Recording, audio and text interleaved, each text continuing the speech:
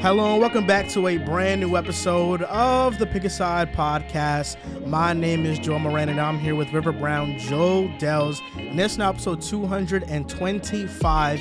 In this episode, we're going to recap the trade deadline, give our NFL midseason awards, hand out report cards for the 2021 quarterback draft class, have some fun with the midseason playoff bracket, and give our picks for week 9. The gang's all here. Mine is Drew. Drew is still studying for his exams. Why'd you say the gang is all here, man? Because last episode, JC was here. But Joel is back. Welcome back. Yeah. Had to give the applause for that. But Drew is going to be back next episode, I believe, or the episode after that. All I know is that this is the final week of school for him, which is dope because now Drew is going to be back on the pod and he doesn't have school holding it back, which is always amazing. He's done. Yeah, that's amazing. Gonna go back. Type shit. Shout out. How you doing, Rev? How you feeling? You know, I'm excited. How was your McDonald's? It was really good. You still have the High C Orange. I got a little bit less. less. The best drink from McDonald's. Easily. Oh, well, they got them new raspberry smoothie things that are really, really good. No, last night was a great night for me. Paul George? What you doing? I was watching the game. I was really stressed out for like most of the game because they were losing. But PG Math class. I always love those. You know who's doing good right now that you was disrespecting in the offseason, right? Don't say Jalen Green. Kevin Herter. Kevin Herter? Yeah. They're 2-6. But he's been killing. No, but you told me the Kings would do their thing. No. I told you Kevin Herter was a huge pick, but you were like, did you see him in Atlanta? He was mid. He was mid. I mean, it was 8 games in. He's averaging 18 points, shooting 50% from the field. You think it'll last? From 3. He's definitely going to average 16 plus. So it would basically it would last. Why'd you it would last? If you said I think so. He's a good player, bro. You said 50% from 3? Yeah. That's not going to last. That's not going to last. But I think he can average 18 for the season. Okay, I like to hear that. Kevin Herter is a good player. What happened to the Kings, though? What's going on? It's a slow start, and De'Aaron Fox just got hurt. He has a bone bruise. They said it's not that bad. But they're definitely one of the funnest teams to watch in the NBA right now. They've been that for a long time. But not as fun as this year with Keegan Murray. Yeah, he's like that too. Respect him. You seen Jalen Green? You know Monty McNair's making some great moves. Have you seen Jalen Green? Jalen Green is showing what a young player is supposed to show. Flashes. Oh, okay. Cool down. Jalen Green still looks amazing though. Looks amazing. Yeah. Have you watched his last couple games? I know he's been inefficient, but hey. Inefficient is... The coaching is horrible. The coaching. It is. Okay. Steven Silas is one of the worst coaches in the NFL. And that's why he's been inefficient, is what you're saying. The guys put him in better spots. Okay. I just want to make sure. Okay. I just want to hear the excuses for it. You know what I'm saying? No, I know that Jalen Green started off hot. Cade is now hot, and Jalen Green's cooled off. Well, I mean, but Jalen Green going to pick it back up. You know that.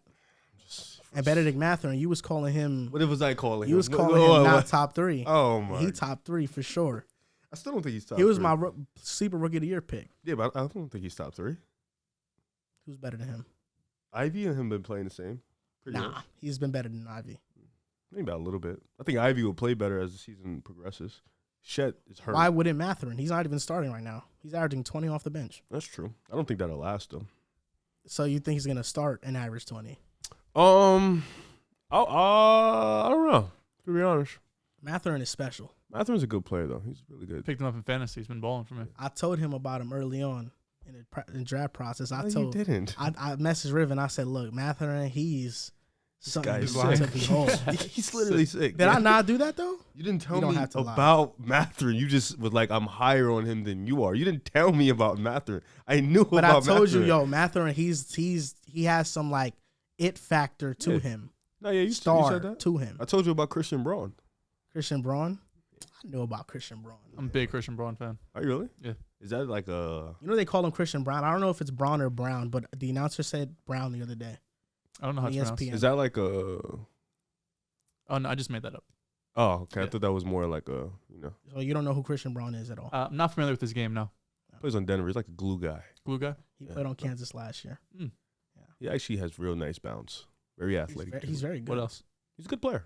Handsome. Defender. He is actually indeed. He's Mac McClung, but if he had intangibles. And actual basketball skills outside of dunking. Okay. Yeah. And he's taller. So he's not like Max McClung at all. No, no, okay, I guess not, yeah, but, Football. It's an easy comparison. Football. Yeah. It was a great week, honestly, for you. For the trade deadline. That's what I'm saying. Like, we just had a historic one. For Joel, because all of his fucking agendas this week were terrible. Oh, we just were at the Jets-Dolphins game, were. you know? like Talk about that. The trade deadline Mojo. came at the perfect time.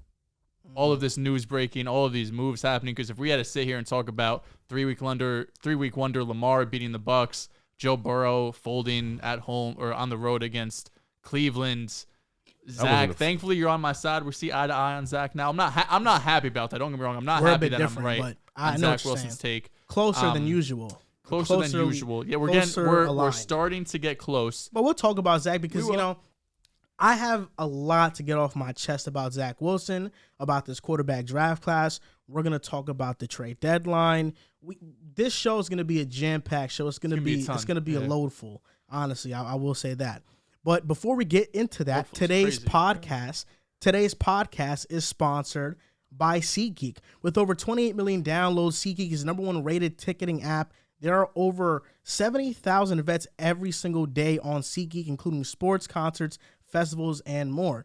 In fact, I'm going to Atlanta tomorrow, and on SeatGeek, I already bought tickets to the Hawks and Pelicans game on Saturday. I'm going to the Chargers and Falcons game on Sunday, and I use SeatGeek to buy those tickets and use our code PAS for $20 off the purchase. That's going to be a good game. Atlanta could get away with that one for sure, the way they're playing. Yeah, and the Chargers are one of the more inconsistent teams in the league. I wanted to go because first time watching Justin Herbert, I had to watch Oregon legend Marcus Mariota and Arthur Smith do his genius play-calling mastery in person. I got great seats. $176 for club seats at Mercedes-Benz Stadium. The first place Atlanta Falcons, by the way. Don't sleep. AFC and NFC South. It's amazing. So that's $20 off your first purchase with promo code PAS. Make sure you click the link in the bio, in the description down below to download the app.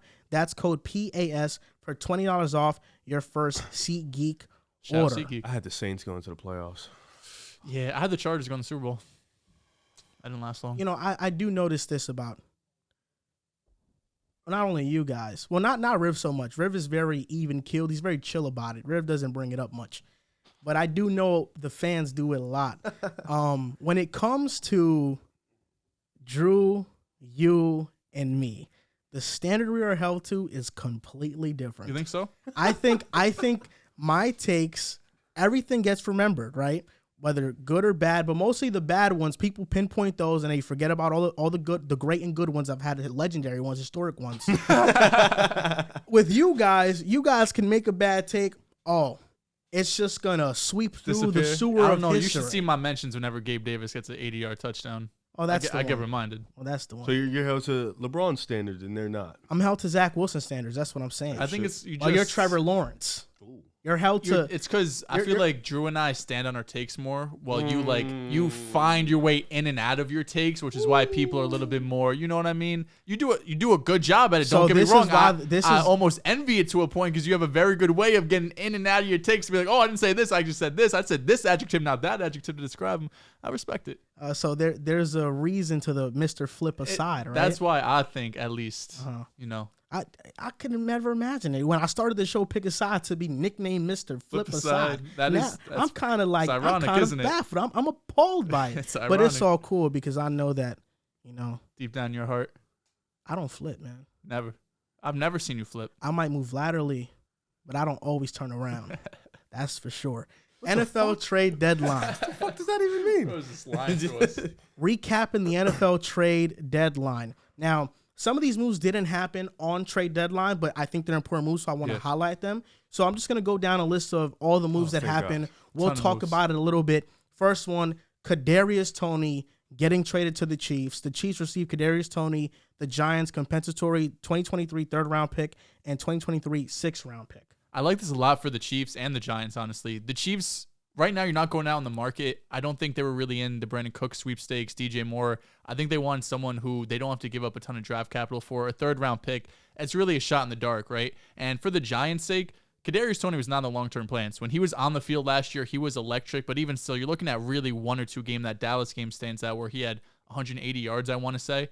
So Toney has the potential to be a really good receiver. He has the potential to be one of the best yards after catch receiver in the NFL. He's shown those flashes, but he hasn't been in the Giants' long-term plans. This is a new regime, new head coach, new GM, who honestly, I don't know how much they want him on the field. He did have some problems in the offseason in terms of like the playbook and injuries, and he said he's healthy. The coaching staff said he's not healthy. So I think it's a good fresh start for Tony. I think a third-round pick is more than fair value. I look at Joe Shane. I think he did a tremendous job getting that value out of him. But I also like the shot in the dark for Kansas City because if it's going to work anywhere, it's going to be KC with Mahomes and Andy Reid.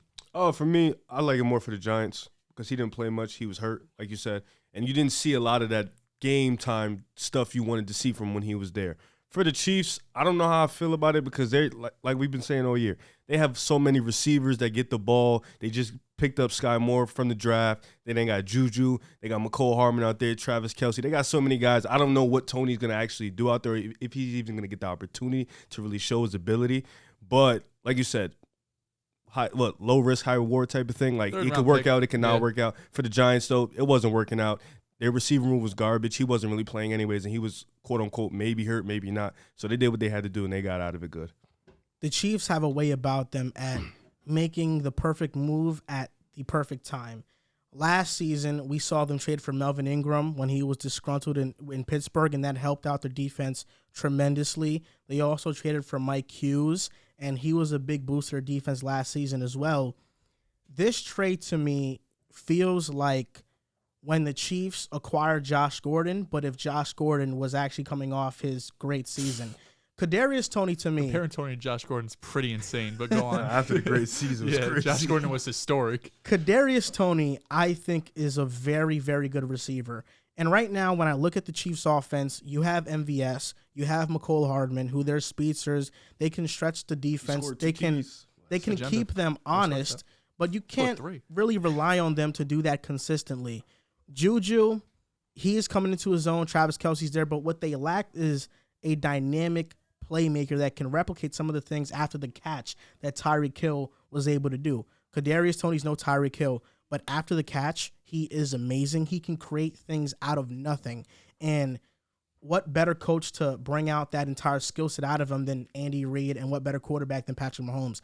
I think this can be exactly what the Chiefs needed in their offense to give them that little added boost, the engine or turbo to a sports car. That's what it could be for Kansas City. I'm surprised Sky Moore really hasn't been utilized as much, at all, honestly. He's had multiple games where he's done nothing or even had like negative yards or 0 yards and has been on the field at times. Using a second-round pick and then not utilizing him at all. Like, it seems like a bit of an indictment against Sky Moore going and trading a third-round pick for Kadarius Toney. But then also you have to think MVS is a down-the-field guy. McCole Hardman's contract is coming up soon as well. He's not doing the same stuff as Toney. And then Juju's a free agent. So while it might look like an indictment on Sky Moore, there's a lot of moving pieces there, right? And next year, Sky Moore could be their wide receiver 2 or wide receiver 1. Who knows what everything goes in the NFL with Kadarius Toney still there. So I still have high hopes for Sky Moore. I was high on him coming out of the draft. He just hasn't been able to really click with his offense. Big time trade that happened. Roquan Smith trade. The Ravens acquired Roquan Smith, and the Bears acquired A.J. Klein, a 2023 second-round pick, and a 2023 fifth-round pick. I think this was an amazing move. Roquan is the NFL's leading tackler, 2-time All-Pro. He's now replacing Josh Bynes and Patrick Queen, and they couldn't rely on any of those guys to cover consistently. They now have somebody in Roquan who can. This defense is 28th against the pass and 5th against the run. Roquan Smith, he's a great off-ball linebacker. In Chicago, though, really, just the way the NFL is trending, that position doesn't change your defense. Chicago was still one of the worst defenses against the run with an all-pro linebacker, but now Roquan going to Baltimore, it gives them their defense that added boost. You now have Tyus Bowser and David Ojabo come off IR. They're activated. That gives their defense a boost as well. Marcus Williams should be back soon as well. Yeah, the biggest question with the Ravens is really, are they going to re-sign Roquan Smith? That's really it. Is this going to be a rental? Are they going to have enough cap space to re-sign him? Because if they don't, it could be looked at as a loss depending on how this season ends. And for the Bears, I love it. They just traded Robert Quinn for a 5th-round pick. They have now 9 picks in the draft and $100 million in cap space. And they just traded for Chase Claypool, so that 9 turns into 8 picks in the draft.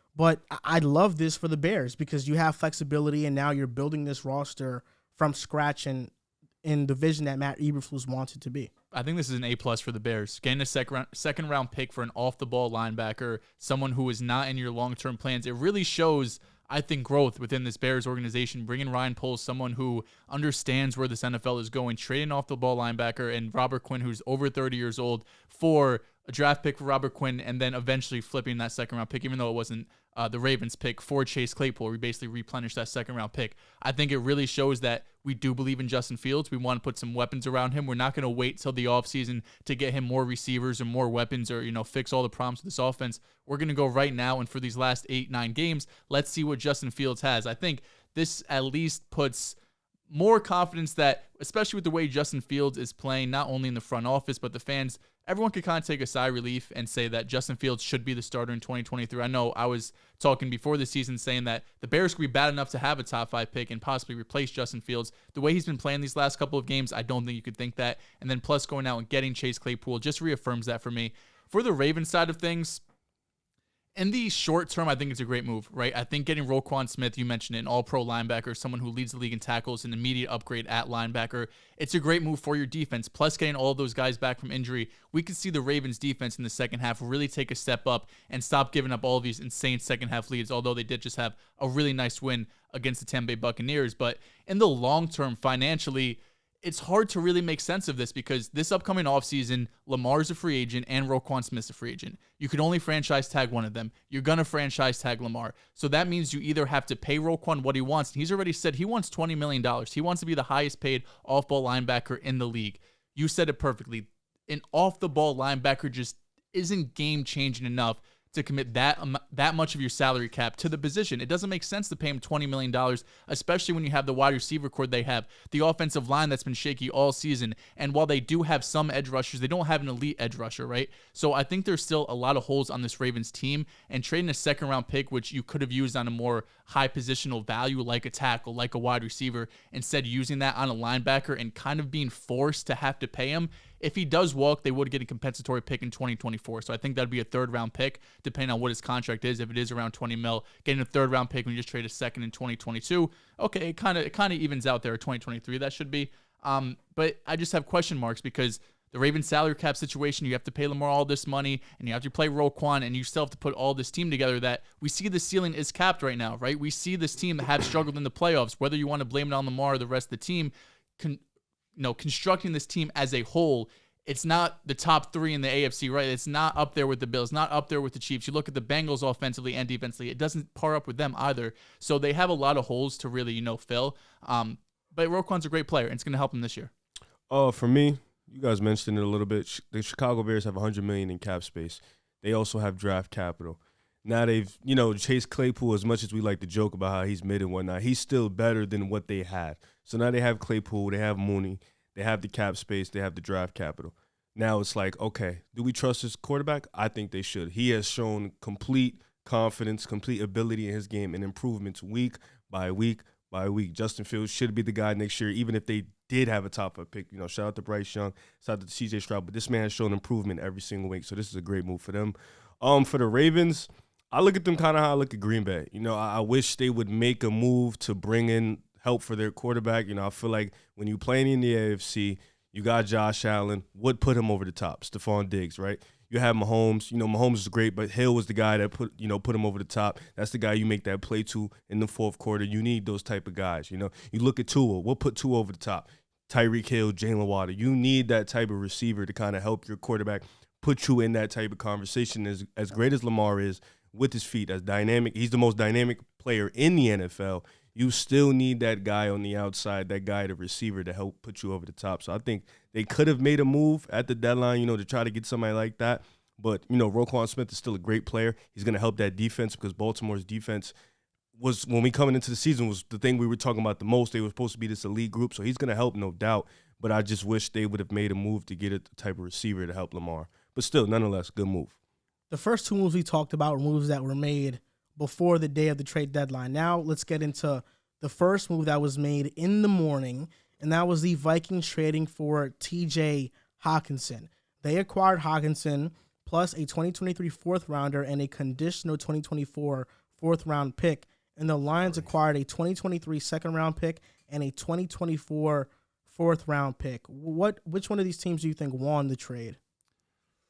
I don't know if there's a clear winner here. If I had to decide, it would probably be Minnesota, just because if you want to take Minnesota's point of view, they just basically trade down from from the 4th round, right? Or they give up 2nd and 3rds, they get 4th round back is what I should say. So that makes sense that you still recoup some draft capital. Plus you get a tight end who TJ Hockenson isn't elite, right? But he is one of the better tight ends in the NFL. I don't think you're putting him in that group with Kelsey or Andrews. Definitely not even with Kittle. But really probably that 3rd tier of guys. He's probably in that mix. He has had some blow-up games even this year. He set the record for Lions, like receiving yards as a tight end. He went crazy, of course. Played him in fantasy that week and got smoked.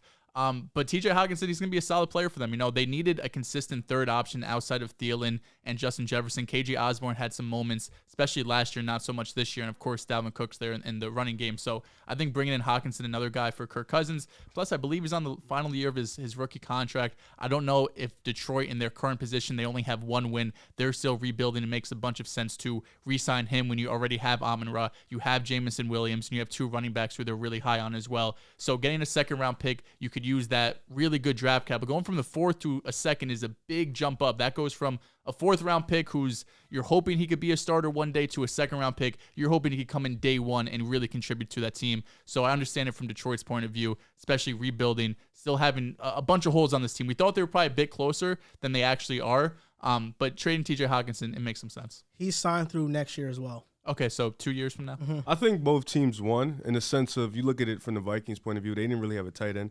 They needed a 3rd option. TJ Hawkinson's the guy, right? But you mentioned it. Outside of Andrews, Kelsey, Waller, Kittle, right, there aren't many elite tight ends that's really going to change a game, right? So you look at the Lions, they're in a rebuilding stage. They already have a high-powered offense. Amon-Ra, Jameson Williams, Jesus Christ, DeAndre Swift and them boys, those are their guys. TJ Hockenson was like, all right, final year's contract. Losing him isn't going to make our offense less dynamic. We still have the guys, and we're going to get more draft capital. So I think both teams win in this department. Detroit gets some draft capital, and the Vikings beef up that offense heading into the playoffs, which this is a team that a lot of people sleep on, even though they have a lot of wins. I think they're 6-1, I believe. Second in the NFC. So they're winning their division pretty much. I think they'll win their division by the end of the year. So this is a team walking into the playoffs. You need somebody else outside of Justin Jefferson and Adam Thielen, and TJ can be that guy. When this trade was first made, everybody was kind of alarmed and had their antennas up because it's an in-division trade. But quite frankly, I think this says where both teams are at. It tells us a lot about where both teams are at. The Vikings want to contend, and the Lions are in a place where they're comfortable enough trading a really good player to their in-division rival because they know they're not close to competing, quite frankly. And when the Lions finally build up their roster, either Hockenson's going to be out of the Vikings, he's going to leave, or the Vikings are going to kind of be on this decline. I think this was really good for the Lions. Removing TJ Hockenson from an offense of Amon-Ra, Jameson Williams, and DeAndre Swift isn't this huge gaping hole people think it is. I do think if they sign a tight end like a Tyler Conklin, it kind of fills the void of what Hockenson left, although he's a more dynamic player, no doubt. Yeah. But it's not this huge loss, and I think having now 5 picks within the first 65 picks of the draft and the ability to have a lot of cap flexibility, the Lions can rebuild their defense. Their offensive line's elite. They can have one of the best rushing attacks. They have good receivers. If the Lions land the first overall pick, draft a Bryce Young, and allocate all their resources into defense, after that pick, the Lions can be a very good team. Right now, defense is their major hole. They have holes across the secondary, the defensive line, a linebacker outside of Malcolm Rodriguez. They need to overhaul that entire unit. For the Vikings, Irv Smith Jr. is out 8 to 10 weeks with a high ankle sprain. So there was a clear need at tight end because he filled a huge void. And Hockenson right now is 5th amongst all tight ends in yards.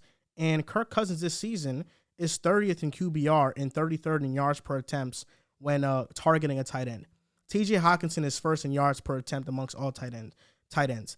I do disagree with Adam Thielen being a second option. I think TJ becomes a second option in this offense. You think so? I think when you look at just week to week, TJ, his matchups versus what Thielen would be matched up with, I trust TJ to create more mismatches week to week than Thielen. That makes sense. But Kirk they have that connection for so many years that their chemistry is just so elite. Yeah, Thielen to me just feels like he's a step slow now. He's not as good as he once was. He's great in the red zone still. Yeah. Him and Kirk, he always there's no fun. doubt. But it takes a lot of pressure off of Justin Jefferson now as well because he might not be seeing as much cloud coverage and doubles. And even if he does, now you have Thielen and Hockenson. I like Osborne, but he's not somebody that's threatening a defense. TJ, Thielen, they do that, and now they can get the play action game going. And this can be a move that takes the Vikings from a inconsistent offense to a consistent offense. I don't know if they're going to be elite, great just yet. I just want them to be consistent. Right now, across the board, defensively and offensively, they're still inconsistent, but they're 6-1, which is good because they're still figuring things out, but they're winning.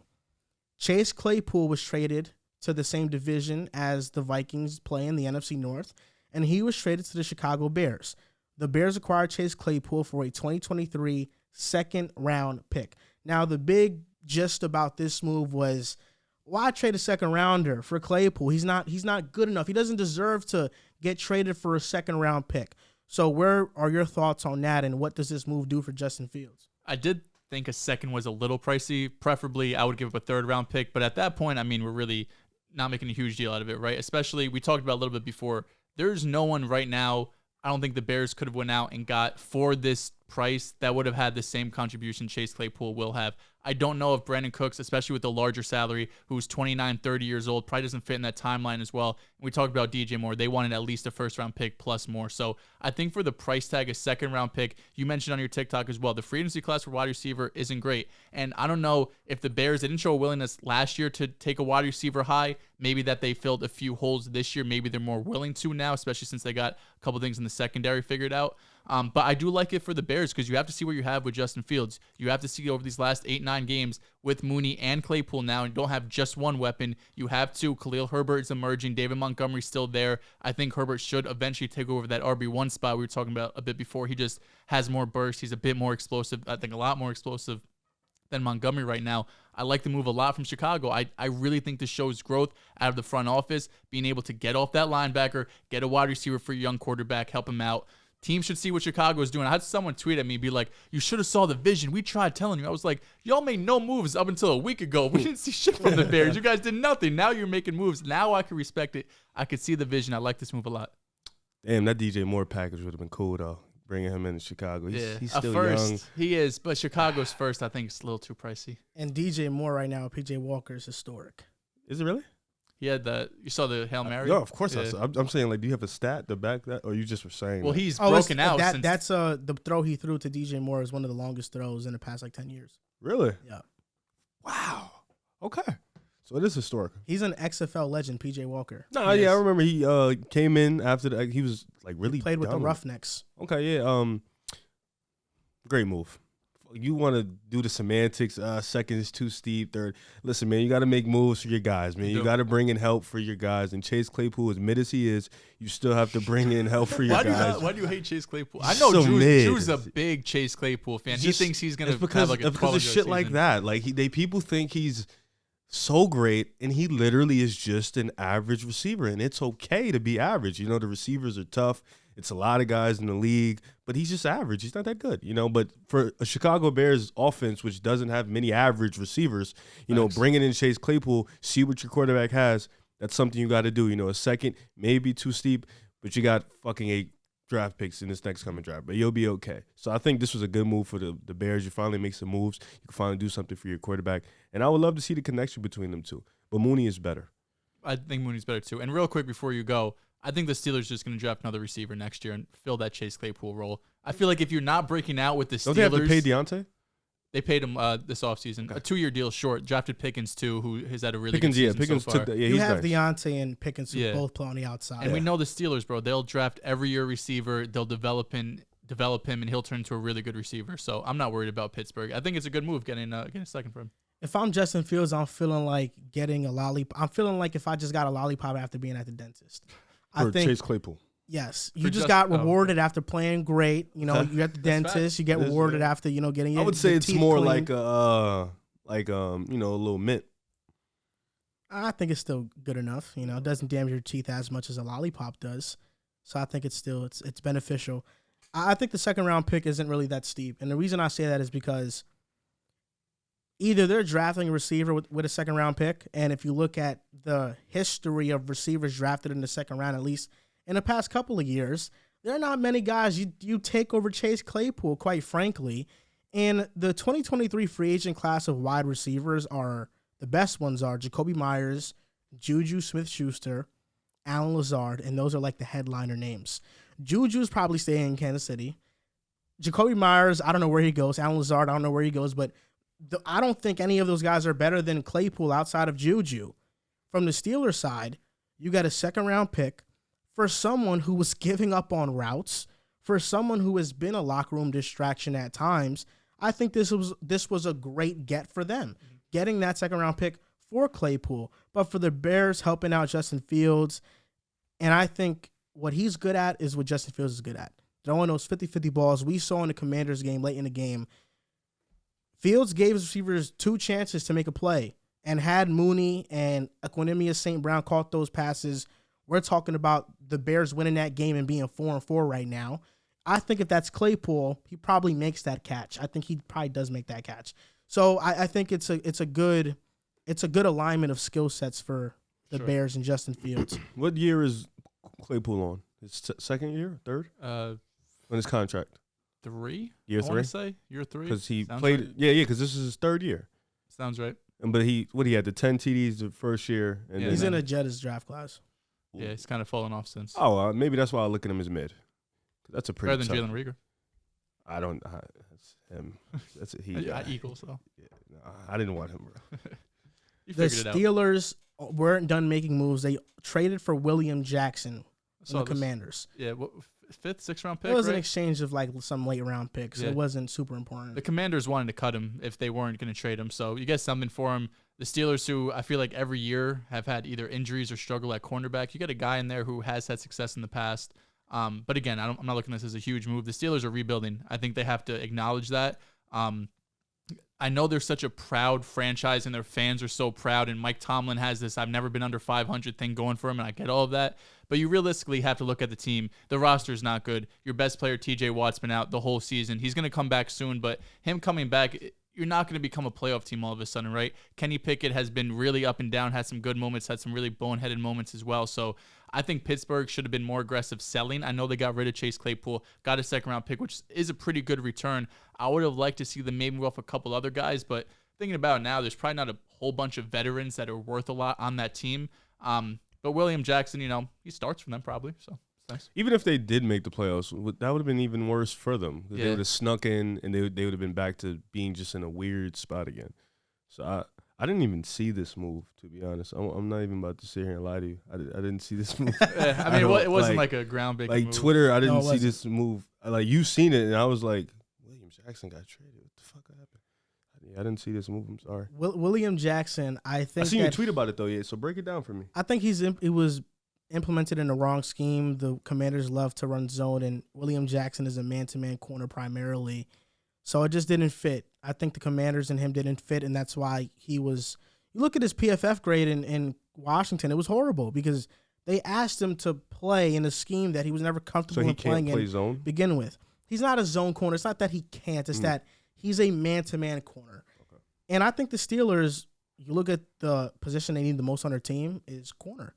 And now this allows them to play more man-to-man, and it allows William Jackson to now be utilized correctly in a scheme that's going to maximize his talents. I don't think he's bad. I think he's actually a good player, and I think he's going to show it when he gets to He got a Pittsburgh. pretty good bag, too, from Washington a couple years ago. He did. It's kind of funny how teams just give money to players Don't know how to use them. and don't know how to use them because they run a certain scheme, and they know they run They're a certain stubborn. scheme, but yet they still pay the players. These trades I'm excited to talk about because there's some big-time trades in here, too, specifically. The first one is Bradley Chubb getting traded to the Miami Dolphins. The Dolphins acquired Bradley Chubb and a 2025 fifth-round pick.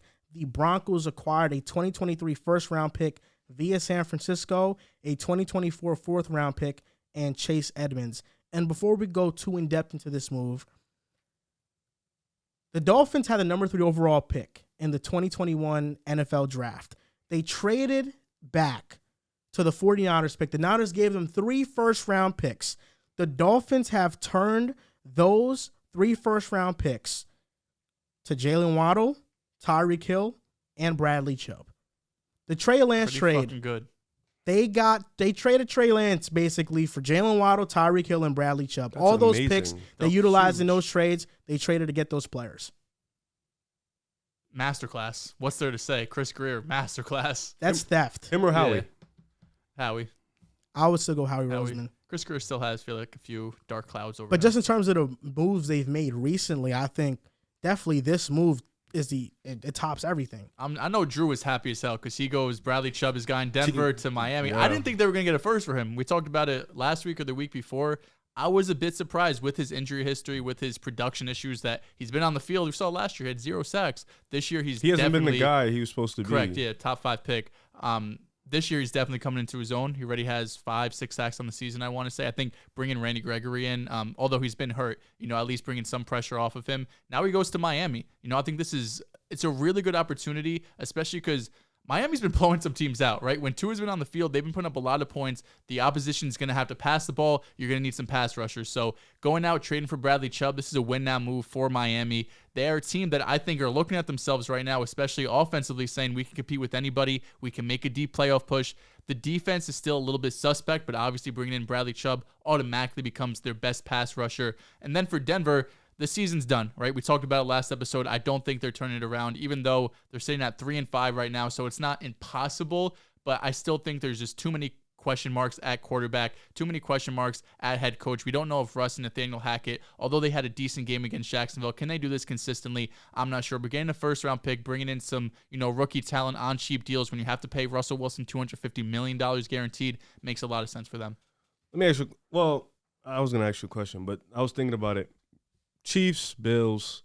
For starters, I do think they can come out of the AFC. Like I genuinely think so. You think they could go into Buffalo or KC? I know they can make a playoff push. They can win a game or two. All right, so I'm gonna throw this monkey wrench at you. I think if circumstances if they don't have to play the Bills or the Chiefs, if the magically it happens where the Chiefs and the Bills play each other, then I can see a world. They'll play one of them most likely. Well, but they can play one of them in the AFC Championship, which then I could see. Okay, I could see them, maybe sneaking one out. But I think Miami should definitely feel like they have a chance to come out the AFC. They have one of the best offenses in the league. They have an offense that can compete with those two type of offenses. And you need a pass rusher when you're playing teams like Josh Allen, teams like Patrick Mahomes. You need somebody to come off. So I think this is a good move, and this is really gearing them for the playoffs because they're making moves that ultimately lets their fans know we're all in on this team, which they should be. We think we can win with Tua, which when Tua's on the field, like you said, they've been amazing. So, and they already beat the Bills, so they have that little thought in their head, we already beat this team. We feel like we can beat them again. So I think this is a move that definitely puts them in a position where it's we can really run it, we can really win. Because I think this is one of the teams I'm looking at in the AFC that can really give the Bills and the Chiefs a run for their money because they're the only offense I look at in the league right now that can really go toe-to-toe, point for point with both teams. So The Broncos made this move not because they didn't want to keep Bradley Chubb, but because they're paying a quarterback so much money that they kind of had to trade Bradley Chubb. Their cap doesn't allow for them to keep him and pay him as well. So out of all the bad moves the Broncos have made, this is a good one. They now replenish a first-round pick. They don't have to pay Bradley Chubb. They get Chase Edmonds in this trade, and they were lacking a running back. He's been ass. He hasn't been good, but he hasn't been good because the Dolphins' offensive line isn't also the best. Raheem Mostert's been eating. He's been better, for sure. And Edmonds has the most drop passes for running back in the league. He can't catch to save his life. But Chase Edmonds at least gives the Broncos a little bit of a boost offensively. And it's just about them as replenishing picks and seeing maybe if they can make a run. And it's obvious they trust their edge rushers and Randy Gregory and Baron Browning, who's really come onto the scene these past couple of weeks. The Dolphins, though, I think this move does put them into contention. They're 8th in pass rush win rate. They're 6th in run stop win rate, but they're 22nd in sacks. They're not able to finish off these pressures. Bradley Chubb can do that. He has 5.5 sacks on a year. He'd have the most on the Dolphins. He has the most on the Dolphins currently right now. And now you're pairing Bradley Chubb with Jalen Phillips, who both of them are top 10 in pass rush win rate. Phillips is 10th, and Bradley Chubb is 3rd. The Dolphins can contend. They can seriously contend. And I think this puts less pressure on their defense. They don't have to manufacture pressure as often as they were doing because they were sending a lot of blitzes and teams were catching up to that. Now they don't have to. They can sit back in coverage, let their front four get after it, and that's the only way you're going to beat Josh Allen and Patrick Mahomes is if you have elite edge rushers that can get after them, that can get them to the ground. Low-key move they made, too, trade a fifth for Jeff Wilson, getting it back. Raheem Mostert has had injury history his damn near his whole career. Jeff Wilson, back from the 49ers, knows McDaniel's system obviously very well. I definitely think it's an upgrade over Chase Edmonds. Do you think Miami can contend? I feel like you wasn't really vibing with that. I'm not ready to put them. Like, I'm not saying that tier, but yeah, they can win a playoff game or two for sure. That's not the other shit now moving. I don't see them. I don't see them as Super Bowl contenders. Well, okay. But can they get to, like if they don't have to play Buffalo or KC? I think the Bengals would beat them as well. The Ravens, I'm still going to favor the Ravens, obviously, because that's my team. They were up big on them as well. I don't think they have that type of collapse, but can they compete with the Ravens? Sure. Can they compete with Cincinnati? Sure. If Jamar's on the field, I don't know. But I think they definitely should have made this move. Go in right now. You have the team. You have the team ready. Like, if it was any team that could do it, it's this team now with Bradley Chubb, right? It's not like you're going to go in the offseason and make a whole bunch of moves to upgrade this team. You don't have the draft picks anymore. You have some cap space, but you're also paying Tyreek Hill $30 million. Tua's coming up in a couple of years as well if you want to pay him long term. So go out, be aggressive now. You'd give the Bengals more of a chance than the Dolphins in the playoffs. Yes. Why? That's actually shocking. Wait, I'm sorry. Say that again? Why? Who do you trust more, Bengals or Dolphins? Oh, the Bengals. Now he says why. Joe Burrow. Oh. That's it. Joe Burrow and the defense is better. Okay. So and they've done it. Who do you trust more, the Ravens or the Miami, just real quick? That's closer. Okay. That is closer. That's just all I needed to know. Because I actually disagree. I think Joe Burrow's better than Tua. There's no doubt. And I trust him more. But when I look at both teams, Miami has a better offensive line. Miami has a better run game. They have their receivers are even. Yes. Waddle, Tyreek Hill, Higgins, Chase, it's even. Defensively, the Bengals just lost Chidobe Awuzie for the year. That's true. He's gone. That's true. Their secondary right now, you don't trust a corner man-to-man. You don't trust them too much right now in Cincy. Their front four can generate pressure, but I look at Miami Dolphins right now with Bradley Chubb and Jalen Phillips and Christian Wilkins on the defensive line. Team. I think that defensive line matches up with Cincy, and I think their secondary is far better with Javon Holland, Xavier, and Byron Jones. Yeah. I don't know. I think the Dolphins have a better team. The Dolphins have talent-wise paper. Like if you look at just paper, it adds up, but production-wise, Cincinnati's defense has cleared Miami's this year. You're right, but they also just got smoked by Jacoby Brissett. They did. Now they haven't been able to beat Joe Burrow. I mean, you know what I mean. Joe Burrow hasn't been able to beat the Bengals. Like for whatever reason, the Browns just have the Bengals number over the last couple of years. Yeah, but it wasn't that bad. Division game. No. Because I do think Brissett's had some good games. Like we clown on him all the time. He's had multiple games where he showed out. He's been really efficient. I just look at the Dolphins and I think the Dolphins have a better roster. I top to bottom, and Mike McDaniel, I trust him more than Zach Taylor. Yes. I just think they have a better roster top to bottom. With Miami, what it's going to come down to is how good Tua's going to be in those high leverage pressure situations. How close? That's what it's going to come down to. How close is it between Miami and the Bengals for you? The rosters? Yes. The Dolphins roster is better. How close? Easily? I think I can easily say their roster is better. All right. I think I can. So if Miami walks into Cincinnati in a playoff game, who you picking? Oh, I'd pick Cincy. I don't know because listen, cold weather, Tua. Yeah. I'm just not. I don't trust Tua in those situations because I haven't seen it yet. I don't want to overreact because last week we're talking about has Cincinnati found their groove. We look at their upcoming schedule. They could win all of these games. They could win the division.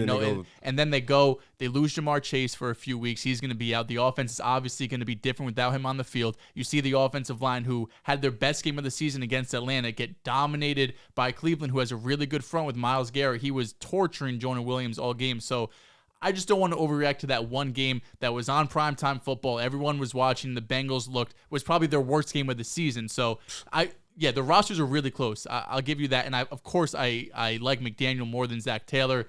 I just do think Burrow is in a different tier than Tua right now, although Tua statistically has been up there with damn near everybody.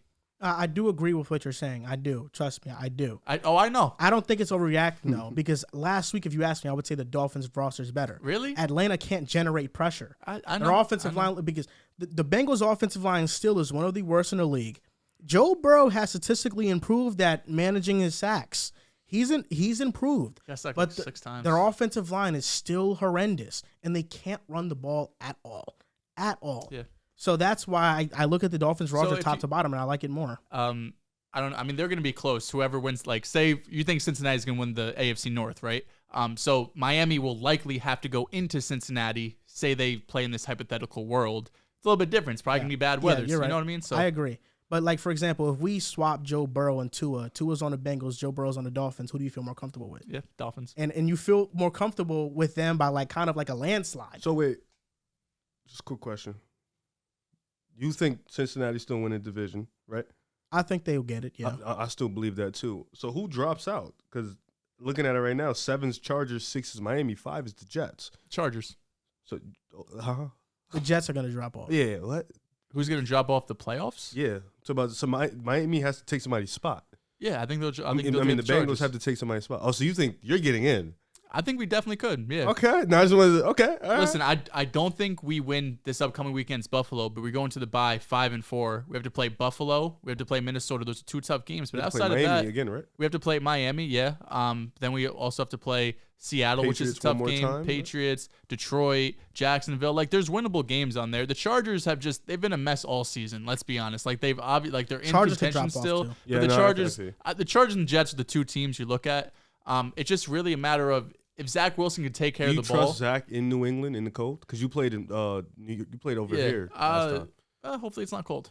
It's only 2 weeks from now. Let's be honest. It's 2 weeks from now. It's fake gonna be cold over there. Okay. I don't know. Buffalo, If Zach takes care of the ball, this Jets team could win 10 games to get into the playoffs. Okay. Cool. Just wanted to ask that quick question. I'm glad you believe in the Jets Of course. And I not always Zach believe Wilson. in the Jets. and not Zach. Just take care of the ball, man. We could win some games. The other big-time trade that happened was Calvin Ridley. The Jaguars traded for Calvin Ridley, and they gave up. It's kind of weird how these picks are. So it's going to be worth a maximum of a 2023 fifth-rounder and 2024 second-rounder. So they gave up a 2024 conditional fourth-round pick. If Calvin Ridley stays on the team on the roster, they get a fourth-round pick. If he's going to be on the team and he plays, it's a third-round pick. If they re-sign him and extend him to a contract, it turns into a second-round pick. So the better, so basically, if he the better plays, he does, the better the pick is. Yeah. I wonder how these conversations go when they're on the phone. And I like would love to be they're, like, yeah, talking about this shit. in the Like, room. yeah, okay, if he plays, I'll give you another pick. What? It's the same pick. It's the same pick. It doesn't like it's not like a third and a second. It's the same Yeah, it just pick. keeps it just going goes up. from a forward. Yeah, that's crazy. I will say that when this move first happened, this was the most shocking move of the day. And it kind of makes me think about it now. And I'm like, if they did this for Calvin Ridley, why not just trade for Brandon Cooks, who can play right now, who probably is just as good as Calvin Ridley? Mm-hmm. If, they're probably on the same tier. Though. I understand that makes a lot of sense. But I look at this offense, and obviously I'm projecting because Calvin Ridley's not going to play this year because he's suspended still. Trevor Lawrence, Travis Etienne, Calvin Ridley, Christian Kirk, Marvin Jones, Evan Ingram. Marvin Jones and Ingram are free agents. I think Evan Ingram stays because he's been super good for them. Marvin Jones can leave, and they still have Zay Jones, or they can draft a receiver. Calvin Ridley gives them that wide receiver one. Christian Kirk is a high-end wide receiver two. And Dan Orlovsky said this on ESPN, and I don't want to take his statement, but I agreed with it wholeheartedly. Calvin Ridley can be to Trevor Lawrence what Stephon Diggs was to Josh Allen and what Tyreek Hill has been for Tua. I think he's in a similar tier. Well, not he's a great receiver. He's not a similar tier, but going into Buffalo, you could argue that Diggs and him right now were in the same tier. Diggs wasn't looked at as a top 5 receiver before Buffalo. Definitely. Trevor Lawrence this year still has struggled a bit, but I think if you get a wide receiver one, and that's as good as Calvin Ridley, and he's very excited to be in Jacksonville, year 3 he can have a huge takeoff, especially with Doug Peterson calling plays, because Trevor Lawrence has been very good this year. It's just been some moments in the red zone and late in games where he kind of makes these mistakes under pressure. He's not the most even-keeled player under pressure, but this was amazing. And for Atlanta, you have a top 10 offense without Calvin Ridley. You don't have to pay a high-end wide receiver now. You have Kyle Pitts. You have Drake London. You have more picks. Arthur Smith's an offensive genius. Get a quarterback. I think, yeah, exactly. You get a quarterback. You're rebuilding this thing. It's shaping up. It's looking very good in Atlanta. So I thought this was a win for both sides. How do they get a quarterback, though? Draft. They're fucking first. Yeah, that's what I'm thinking. Just looking at this real quick. Great. Levis. Who? Yeah, he's like the QB3 in this class. Oh, okay. I didn't know who that was. Great trade for Jacksonville. I'm a very big guy on getting your quarterback help, especially your young guys. It's a great trade for them. I'm really just thinking about this from Atlanta's perspective. They are number one in the division right now. So if they do continue to win, because I don't think they plan on trying to lose. I think they're pretty confident in their team. Yeah. How do they get a quarterback? Bryce Young is going top 10. I think C.J. Stroud is probably also Both going of those top guys 10. are going to be top 5 picks. So unless they trade up, and I don't know their team too much to know who they actually trade. They got a lot of young talent on the offensive end. So how are they going to get a quarterback? Unless they go for the Lamar sweepstake. I'm going to be honest. I'm not too worried about it for two reasons. One reason is I think they'll be able to draft probably one of the top 3 quarterbacks. Who's the third guy? Will Levis. And So I it's don't not think he's dude. bad. Nah. Okay. He's not the real interesting dude. Nobody's really talking about it, but he has a big-time arm. Right. Arthur Smith Mhm. was a Tennessee Titans offensive coordinator. Ryan Tannehill started and got $100 million. Ryan Tannehill had top 10 quarterback-like seasons. Arthur Smith came to Atlanta. Matt Ryan, his first year, they went 7-10. They had the 28th ranked offense in terms of DVOA. He brings in Marcus Mariota. They're a top 10 offense, and they're winning because he knows how to utilize him correctly. Arthur Smith is somebody that I trust 100% developing any quarterback that he has. I really do. What's wrong? Is Ridder going to play? They're winning with sure. Mariota. And also, I trust Arthur Smith to maybe turn the quarterback of maybe Tannehill's talent and make him look a lot better than he actually is. Which is what So I think Atlanta, as long as you build this roster and it's a competent roster, all Arthur Smith needs is a competent, solid quarterback, and that guy can look 10 times better than he is. I don't think Mariota has a single game over 20 pass attempts. That's how I think He just had it this past game. Was it this past week? They're I think top 4 in rushing. Are we sure that's sustainable though? Like I know this is like he's done it with Tannehill and stuff, but this is like his first year as a head coach. Midway through the season, it's sustainable.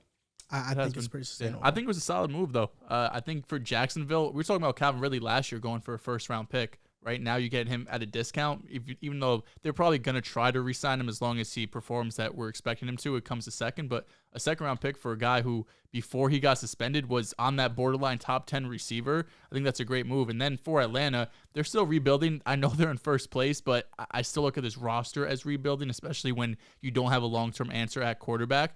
But Arthur Smith, I know a lot of people don't like him, especially the fantasy football community for Kyle Pitts, although Marcus Mariota throws for the most attempts. Kyle Pitts all of a sudden has 80 yards and a touchdown, right? I do think Arthur Smith can, in these limited attempts, at least use Drake London and Kyle Pitts a bit more. But with his personnel, with Marcus Mariota being limited, he's doing a really good job. So get a second-round pick. Maybe they use it on another weapon because I think Pitts and London, of course, are two of the most hyped up young players in the league right now. I still think you need another guy for sure. But I like it for both sides.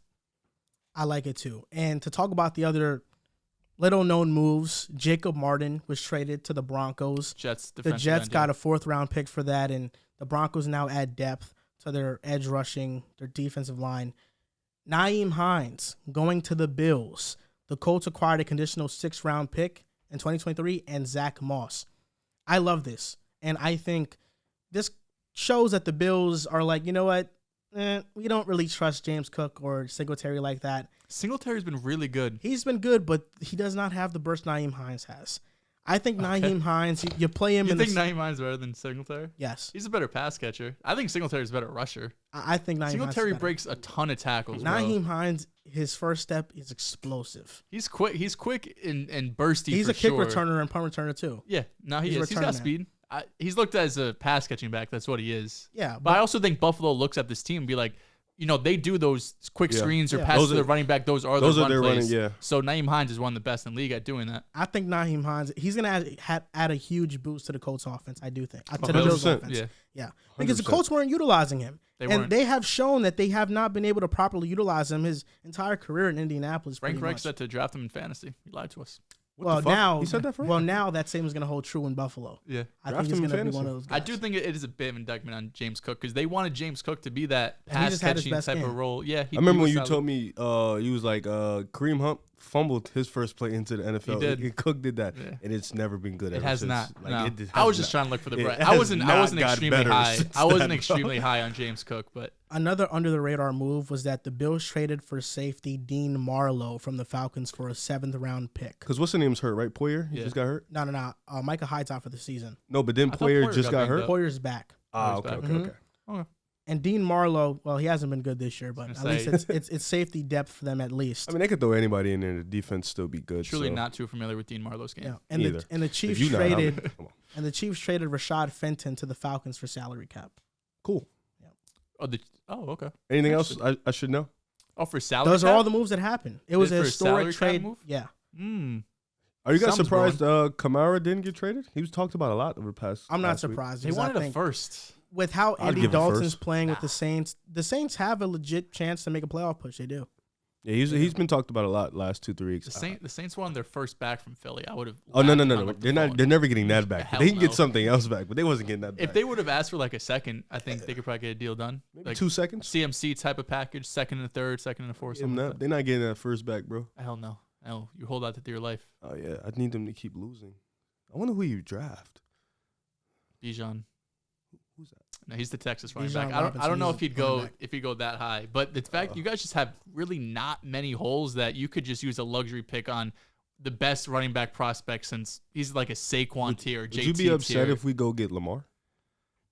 I would be surprised. I wouldn't be like, Surprised, really? yeah, If Lamar's on the market? just because obviously Lamar is better than Hurts, No, that clears. but you also don't have to pay Hurts. That's true. You could keep this team together for a couple seasons. You know, you pay Lamar, you're gonna have to make him. What's Hurts in year 3? Yeah, this is year 3. So you have to pay So him soon. yeah, that's true. You have to pay him after next year, at least franchise tag him, give him some bread. I mean, if he doesn't win a playoff game, though, it's kind of like. If he doesn't win a playoff game, then yeah, the rumors definitely heat up. Yeah. Speaking of Jalen Hurts, he's playing Thursday against the Texans at Houston, Thursday Night Football. Another W. And Thursday Night Football, last week the game's pretty good. Now this week it kind of, it's coming back down to earth. Amazon paid $1 billion for that. And the games have not been exceptional, but Eagles, they're primetime, they're must-watch TV, undefeated. And Boom Fantasy, we have some lines up right now for Thursday Night Football. These parlays, we got 3 selections. Joel, let's rally them off. I can't wait to rattle them off after I find where I put them in my notes. Here we go. Okay. So first one, these are toss-ups. If you put $10 on this, all of them hit, you will get $60 in return. Jalen Hurts, over under 1.5 passing touchdowns. Over. Easily. I'm going with the over, but I will say if there's a leg that messes up on this parlay, it's this one because the Texans have a solid pass defense. Oh, my God. And I could envision a world where Hurts has 1 touchdown, pass touchdown, and like 2 rushing. So I'm just going to say that. But, Listen, man, I think he should just get said over 1.5. 4? Jalen Hurts is hot. A.J. Brown is hot. Oh, The yeah. connection is on Real. fire. He's going to score at least 2. At least 2? Okay, I At like least. that. Moving on, Miles Sanders, over under 76.5 rushing yards. It's going to be over easily. The Texans have one of the worst rushing defenses in football. I would say Miles Sanders goes for 100. So I think this is over. I might jump on that. It's going to be over. They'll blow them out quickly, so they'll run the ball to ease the clock. Yeah, I'll take over. Then lastly, we have Davis Mills, over under 232.5 passing yards. I'm going to go under. The Eagles have one of the best secondaries in football. Davis Mills in over half his games has gone under on 232.5 passing yards.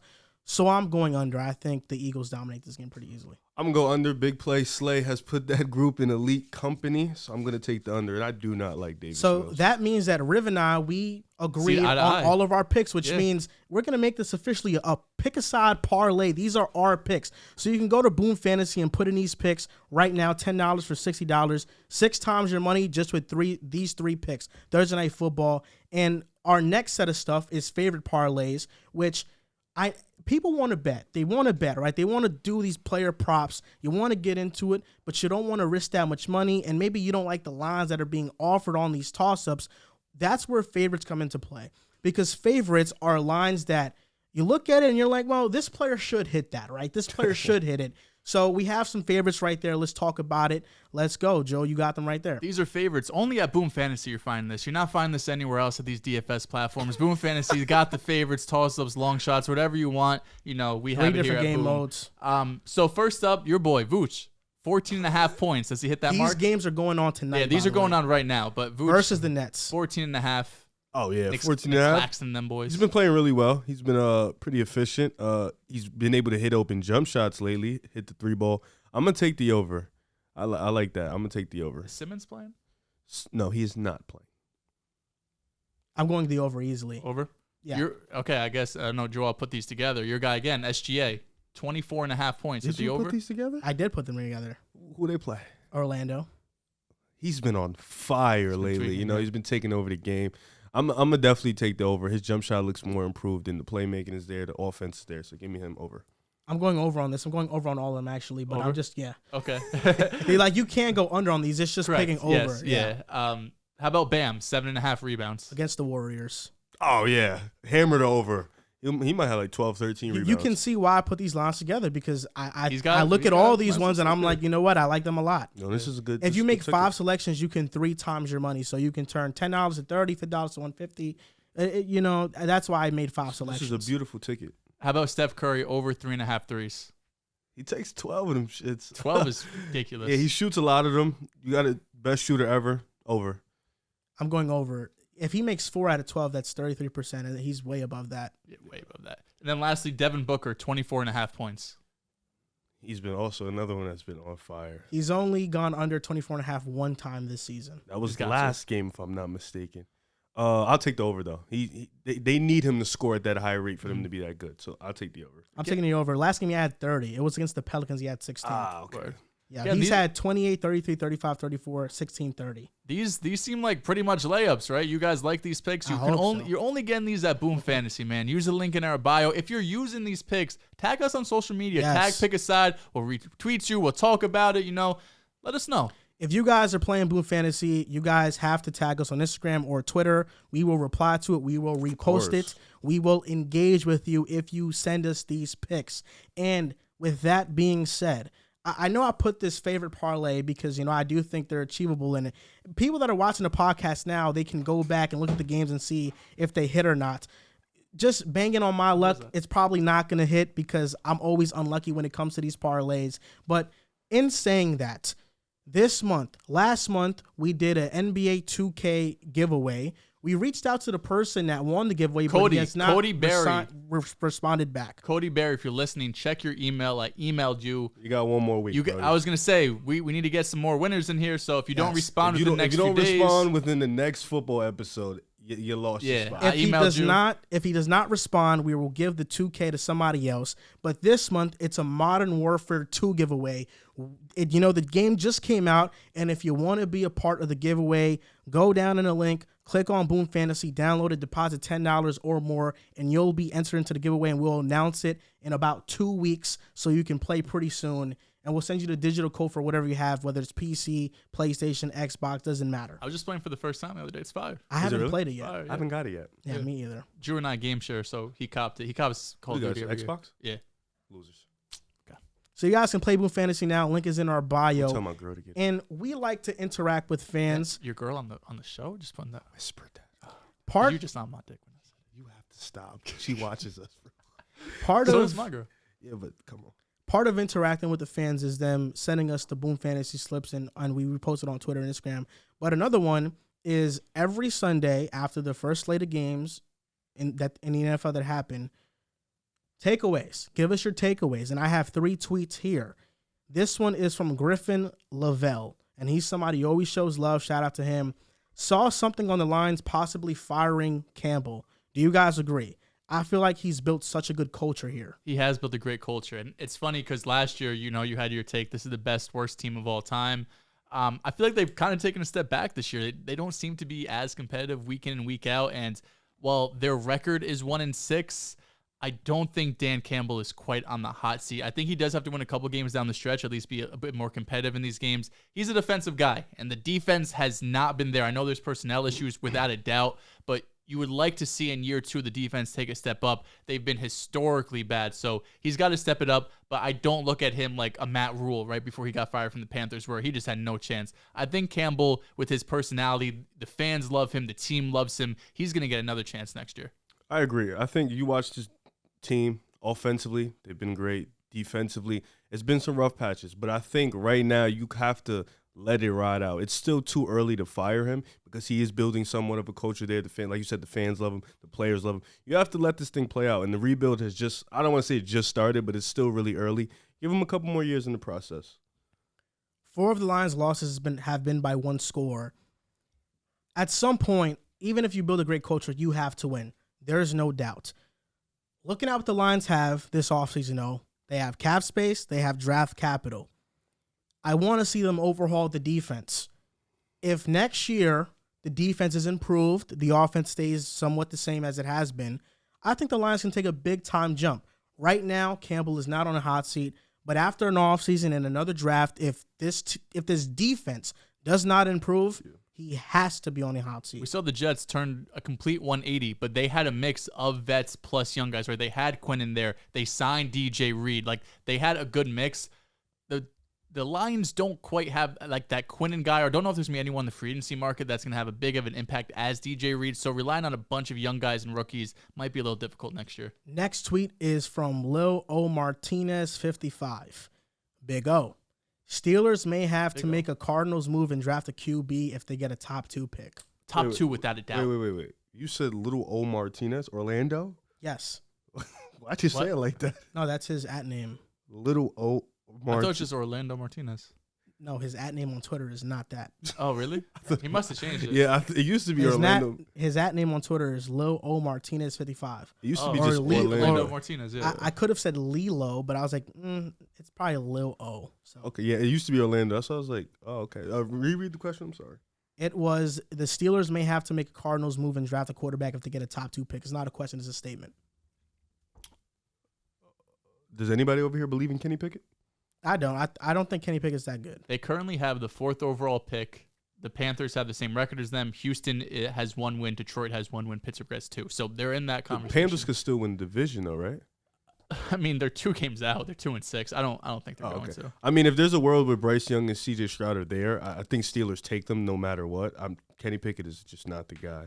So I agree. Yeah. I agree too. If you have a chance to get that type of prospect, Kenny Pickett was a fine prospect. Don't get me wrong, but a 5th-year starter, someone who took a few years to bloom.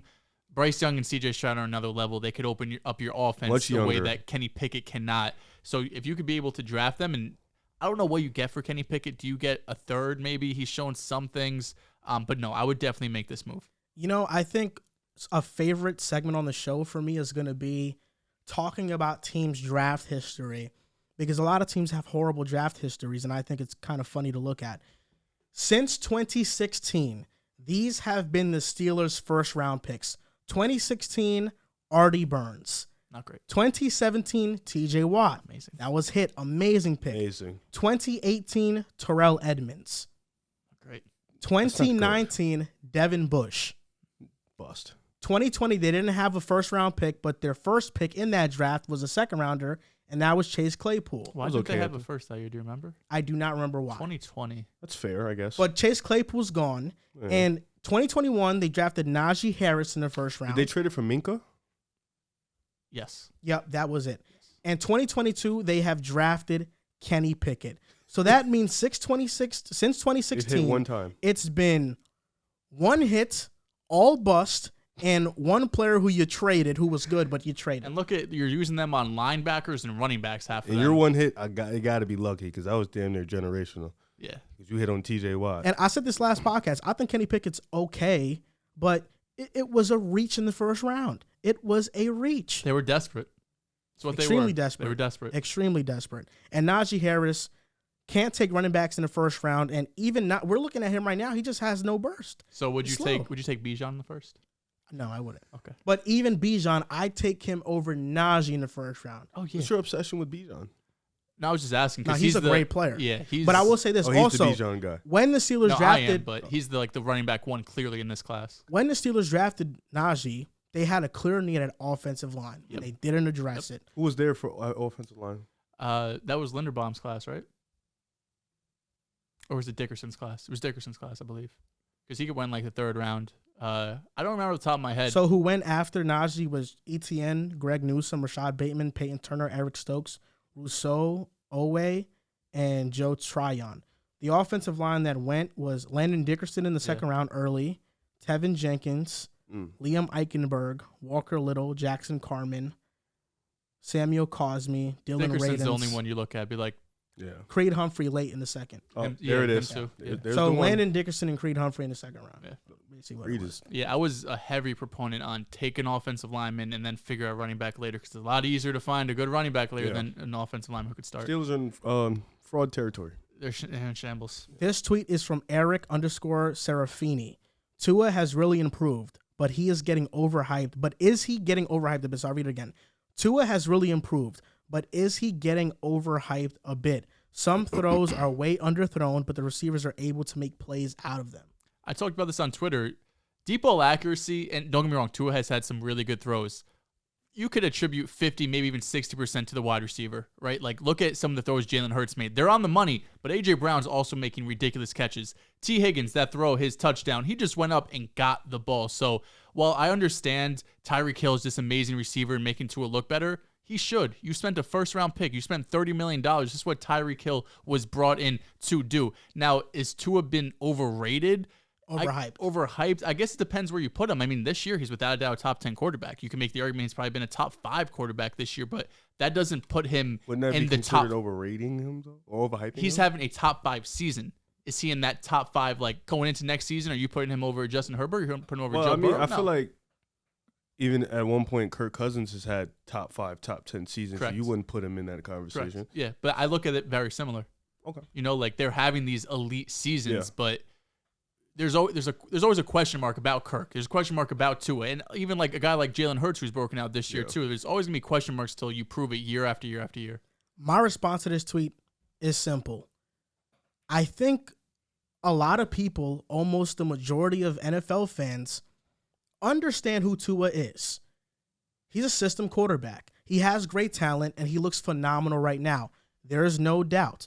But he really hasn't been put in high leverage pressure situations or in situations where he's had to go on the road where the weather's bad because he struggles in rain and he's had to win the game for the Dolphins.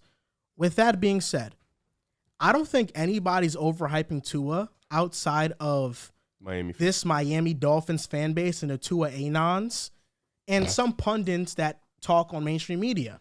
For the most part, everybody's pretty realistic on what Tua is, but it's just the Miami Dolphins have a very loud fan base. They do. But let's be honest, people are talking about, we talked about today, Miami going to the Super Bowl, Miami being able to win a Super Bowl. But that's because of the roster, not because of Tua. I mean, understandable. And I think everybody understands if the Dolphins underachieve, it's probably going to be because of the quarterback. I mean, yeah, my response to that is that's what you get. That's what great receivers are for. That's their job, to make your quarterback look better than what they are. You know, and I don't overhype him because I don't put him in that Allen, Mahomes, even Joe Burrow, Lamar Jackson conversation. Herbert, I don't put him in that conversation. He's in, like I said, the Dak, Kirk conversation. Like I think borderline top 10. Yeah, I think that's where he'll end up being. So I don't overhype him. Kyler still clears? Yeah, okay. Kyler fucking clears. Actually, well, he's more dynamic, so he's made a conversation this year at the very least. I mean, he's that, bro. I mean, Diop's back, so he looks a lot better. Diop looks fucking amazing. Well, Diop's gonna be Diop, but you know, Kyler looks amazing now. But nah, Tua. That's what your wide receivers do. I don't like when people knock people because their wide receivers are doing their job. That's what you know. T. Higgins, that's what his job is. He's damn near a number one. Jamar Chase, Stephon Diggs, Tua, Waddle. You're supposed to do that, bro. I said Tua, Hill, Waddle. You're supposed to do that. So I'm not. Nah. Only people overhype him, like you said, are Miami fans. Yeah, Miami fans are trying to make Justin Herbert versus Tua a debate. It's not a debate. Herbert clears in ability and talent. It's just Tua has fucking Tyreek Hill and Jalen Waddle. Come on. Herbert is rocking with Keenan Allen right now. You know what's funny? People's response to that is usually, but Herbert has Eckler and Mike Williams and Keenan Allen. It's a slow wide receiver core. It's slow. It's slow. Keenan Allen ain't been him in years. What are we doing? They cannot stretch the field like Hill and Jalen. Yeah, and look at Mike McDaniel come over. You have a great head coach compared to Brandon Staley. Like Herbert has been doing this with probably a subpar coaching staff. His rookie year with a bad offensive line. If they switched, Miami would be the clear favorites in the AFC. If Herbert was on the Dolphins, oh my God. Come on, what are we doing here? Yeah, nah. The trade deadline happened today. And because of that, I wanted to see how in real time the trade deadline affected the Mojo market. Mojo is where you can invest in stocks, where you can invest in players like their stocks. And how did the trade deadline affect some of these players? So offensive players are removed: T.J. Hockenson, Chase Claypool, Nyheim Hines. I didn't put Kadarius Toney in here. I probably should have.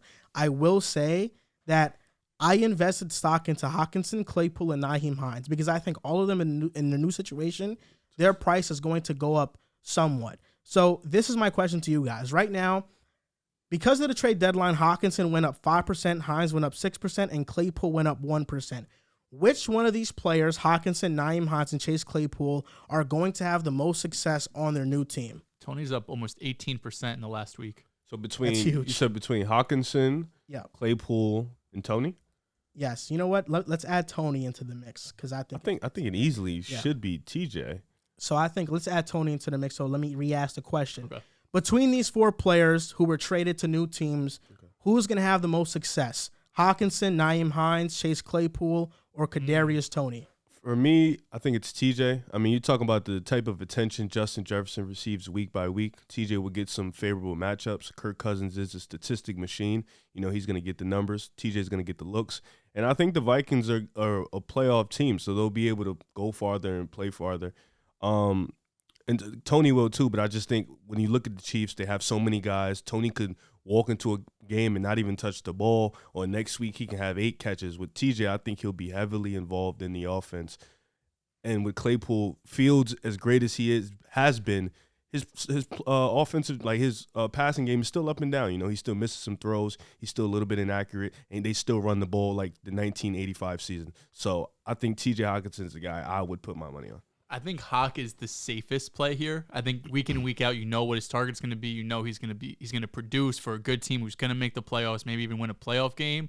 But if you want to go for that boomer bust guy, it's got to be Kadarius Toney. Yeah. We talked about it, early in the show. He's already had games against Trayvon Diggs, putting up 180 yards, looking like a joystick out there, breaking ankles, like looking like a legitimate wide receiver one option.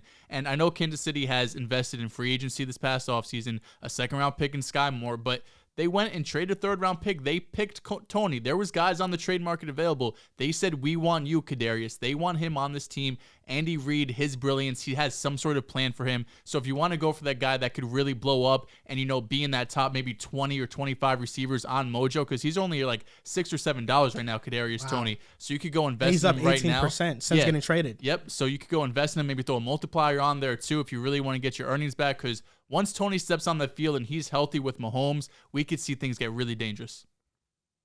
And just looking on Mojo right now, Kadarius Toney right now on Mojo, you can put a 3 times multiplier on him, which means that if you invest, whatever money you invest, you can get 3 times that if you invest into Kadarius Toney by using the multiplier on him right now. I believe I invested into Nyheim Hines.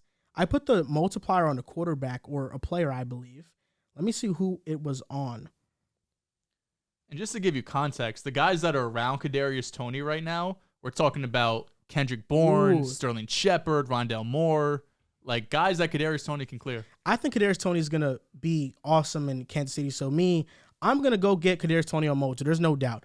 Looking at Mojo right now, though, if you invest into Jalen Hurts, you can multiply returns times 10. I invested in Hurts. I think Tua might be the same thing. Tua's price is extremely disrespectful right now. Extremely disrespectful. Tua has a 5-time return. Tua has a 5-time return if you invest in him Who the Dolphins got this week? They have the don't look it up yet. I wanna see if I get it right. Okay. The Dolphins are playing the Bears. Playing the Bears. They're playing the Bears. Yeah, they're playing the Bears. In Chicago. Let's look at the weather before I invest in Tua. But looking at my portfolio right now, so I invested into T.J. Hockenson and Nyheim Hines and players that got traded. So looking at my portfolio, Tua's up 4% for me. Caleb Williams is up 2%. Bryce Young is up 14% almost. Sam Ehlinger is down 10%. Yeah, that was rough. He had an okay debut, though. Yeah, they didn't win. If they would have won the game, he probably would be up. T.J. Hockenson, I'm down 1%, but I invested him today. That's a long-term thing. Chase Claypool is down 1.87%, and Jalen Hurts is up 3%. Are there any guys you're shorting? Shorting means we think the price is going to go down. Is there anyone out of today that you would short that I don't know if it's going to work out long term? I can't think of any of the off the top of my head, just based on the moves that happened today. I really can't. Yeah. But I know that you guys made some investments Sunday. And A.J. Brown, How much did you make off of A.J. Brown percentage-wise? Let's talk big money. How much did his percentage go up? So right now, yo, this is crazy. Like, you want to read it for me? Because I actually can't read it. Why can't you read it? I don't know what's going on. You could do return percent. Oh. Yeah. Okay, so So Riv is up 37% on A.J. Brown. Goddamn. 37%. That was right before you had Jalen Hurts is up 4%, and Kenny Pickett, by shorting him, he's up almost 5%. I'm up 18% on Tua, who I went long on, and I'm up almost 4% on Mac Jones, who I shorted on Sunday. Yeah, I did that right before the 3-touchdown game. What a magical way that happened. Yeah, that's Tua at good. $36, man. NFL midseason awards. Let's go over our midseason awards right here. So MVP, Offensive Player of the Year, DPOY, Offensive Rookie of the Year, Defensive Rookie of the Year. I think we're gonna all have the same answer. Comeback in a lot Player of the these. Year and Coach of the Year. So let's start off with the first one, MVP. Who's the MVP? I want you to go first. Midseason awards. This has been your agenda all year. Let's the get whole it. Trifecta. We got to do it. So Pick a side. I want you to start it off, Rip. Well, Pick a side. Midseason awards. Let's get to it. Who's the MVP? Oh man, well, midseason award. You know, my agenda looks really, really good. Number 1 team in the AFC, along with the MVP. You know, highest graded quarterback in the NFL. He leads the league in big time throws. He's beaten Aaron Rodgers, I don't Lamar know if you said Jackson. his name yet. Oh no, I'm gonna say it. Okay, I'm just waiting for the sure. Grant. He's beaten Aaron Rodgers. He's beat Mahomes. He's beat Lamar. He's outplayed all 3 of them. They have the number 2 scoring offense in the NFL. They're 6-1. Josh Allen. I think you can have a conversation between him, Hurts, and Mahomes, but I think right now, being as if they're the number 1 team in the AFC, he's been playing out of his mind. He's also beaten Patrick Mahomes. You know, I think, as much as Hurts has been undefeated, I think Allen has looked a little bit more impressive. So I'm going to go Josh Allen for my MVP. Josh Allen's mine as well. When you're talking about MVPs, there's not too much to say. I mean, Josh Allen's been nothing short of fantastic this year. He's number 1 in total yards per game, number 2 in passing touchdown, throws over 300 yards per game while having the second highest QBR in the NFL. Has that win over Kansas City in the regular season to really stamp this, because it's a regular season award, right? Having that win over Kansas City is going to be huge for him. Lamar as well, yeah. It really comes down to the 1 seed, I think. I think Mahomes and him are probably going to have really similar stats, and Jalen Hurts probably still is. He's not even a dark horse. He's top 2 or 3 in terms of MVP voting just because they're still undefeated. I mean, they finish undefeated. Yes. Hurts will get the MVP. Yeah, if they're undefeated, MVP. I don't think they're going to go undefeated, but Jalen Hurts deserves his credit too because they are undefeated. 16 total touchdowns, only 5 turnovers. The lowest turnover-worthy play percentage in the NFL. Top 5 in quarterback rating. He's really turned it around this season. Tua statistically has been great as well. He's just missed some games too, and I don't think voters are going to give him that award with Josh Allen and Patrick Mahomes in the same conference because they're not going to be at the top of the AFC. But right now, it's Josh Allen. I went back and forth in this one because I love Josh Allen. I love Patrick Mahomes, but I got to go with Josh Allen here. I think he's played the best in the NFL this season. I think he's been the best quarterback in the NFL this season. To me, just with what my eyes are watching, stats prove it. Although Mahomes is leading the first offense in terms of DVOA this year as well, and he's, I believe, 3rd in QBR, Allen 2nd, I got to go with Josh Allen. He's my guy. He's been my guy since the offseason. Offensive Player of the Year. Oh, you did that first. Okay. Tyreek Hill. Oh, he's been. Is that all of our Offensive Player of the Years? He's Tyreek for me. Tyreek Hill is mine. It was either him or Jettas, and he's been better than Jettas. He's so. clear Jettas. Tyreek Hill is on pace to break Cup's yardage record last year. I hope he does. I love to see shit like that. Yards. Yeah. He has 4 games. I think we'll have the same DPOI too. Tyreek has 4 games of 160 receiving yards. The rest of the NFL is 5. Wow. Every week he's just been going nuclear. Next award, DPOY. Do we all have Micah Parsons? We indeed all have Micah Parsons. 8 sacks, 22 hurries, 9 quarterback hits, 39 pressures. Yeah, he's the reason they're 6-2.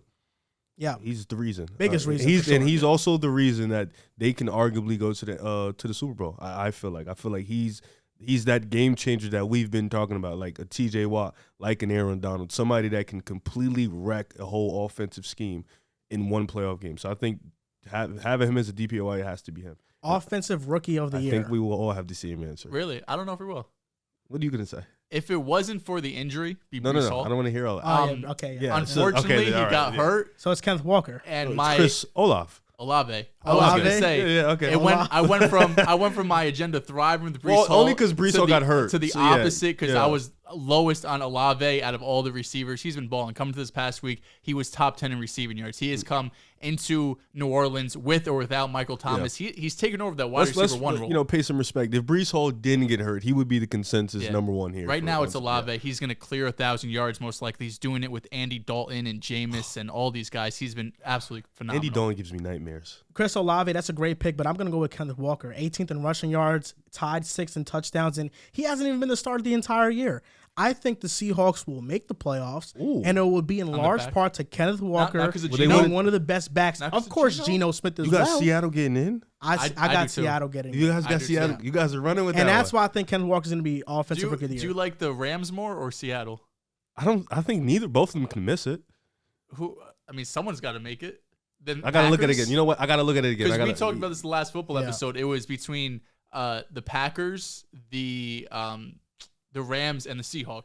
It's just so funny to me because we were laughing here in the summer how they might not win 4 games, and now they could possibly make the playoffs. Shout out Pete Carroll, man.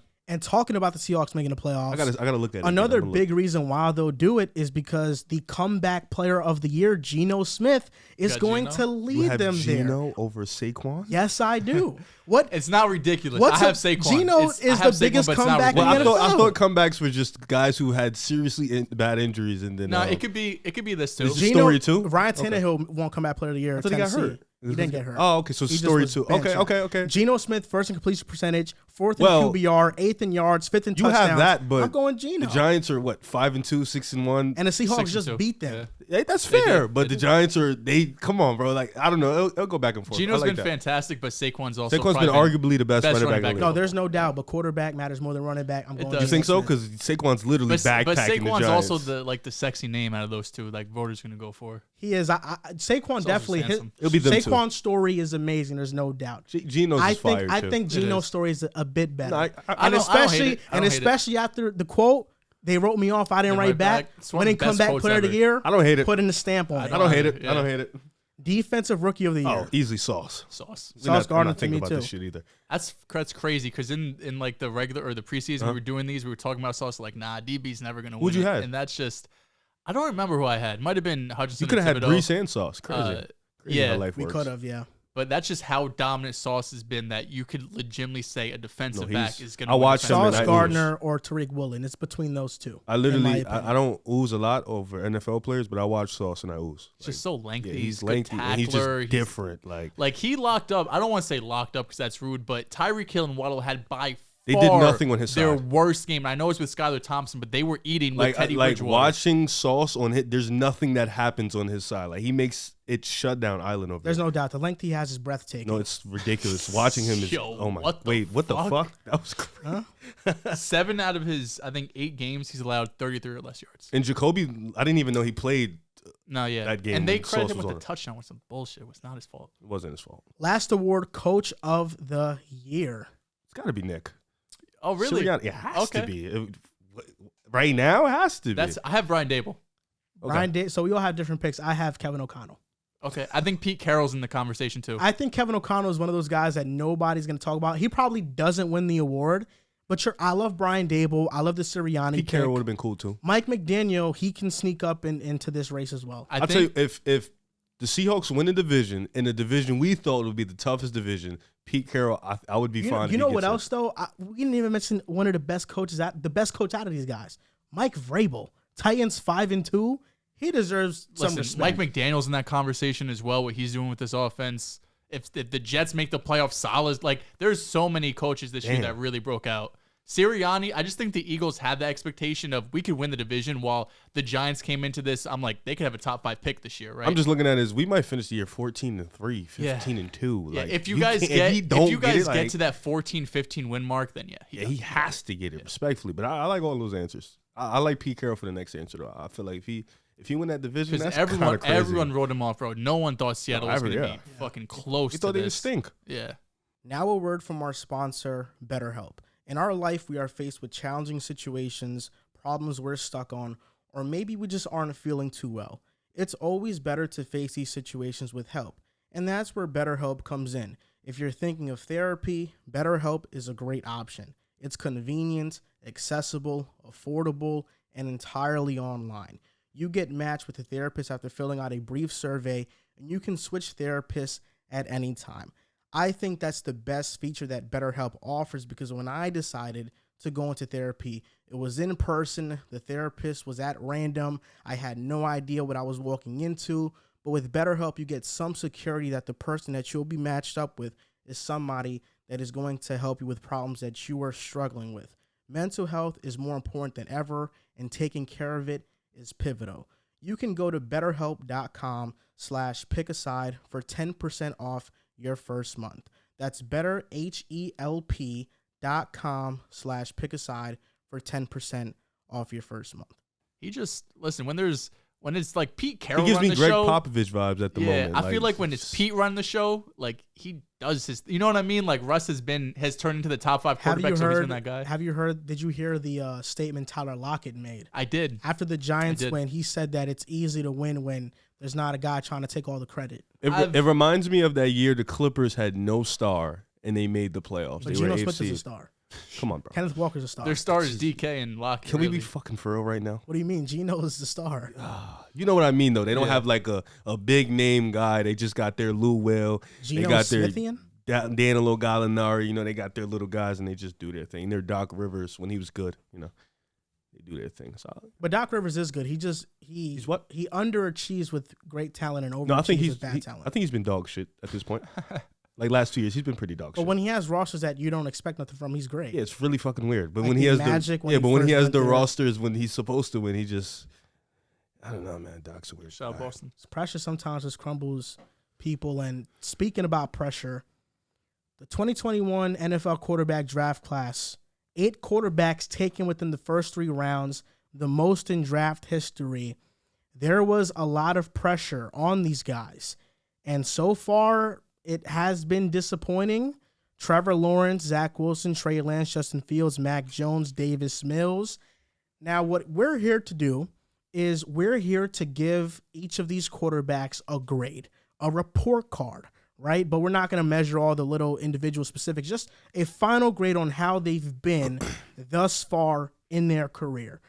So first name up is Trevor Lawrence, giving him a report card. We're going to do some analysis on him as well. So Trevor Lawrence, what is his grade? I don't have thus far many into his B's career? or A's on. I don't have no A, No, I don't have an A either. and I have one B. You have a B? I have one. Okay. And it was a struggling B. Yeah. This is hard, man. Giving these grades are really hard because I think for most of these quarterbacks, they have moments where you could see something, and they also have moments where there's their rookie year or their second year where it's like, this I is have 2 borderline Bs. a disaster.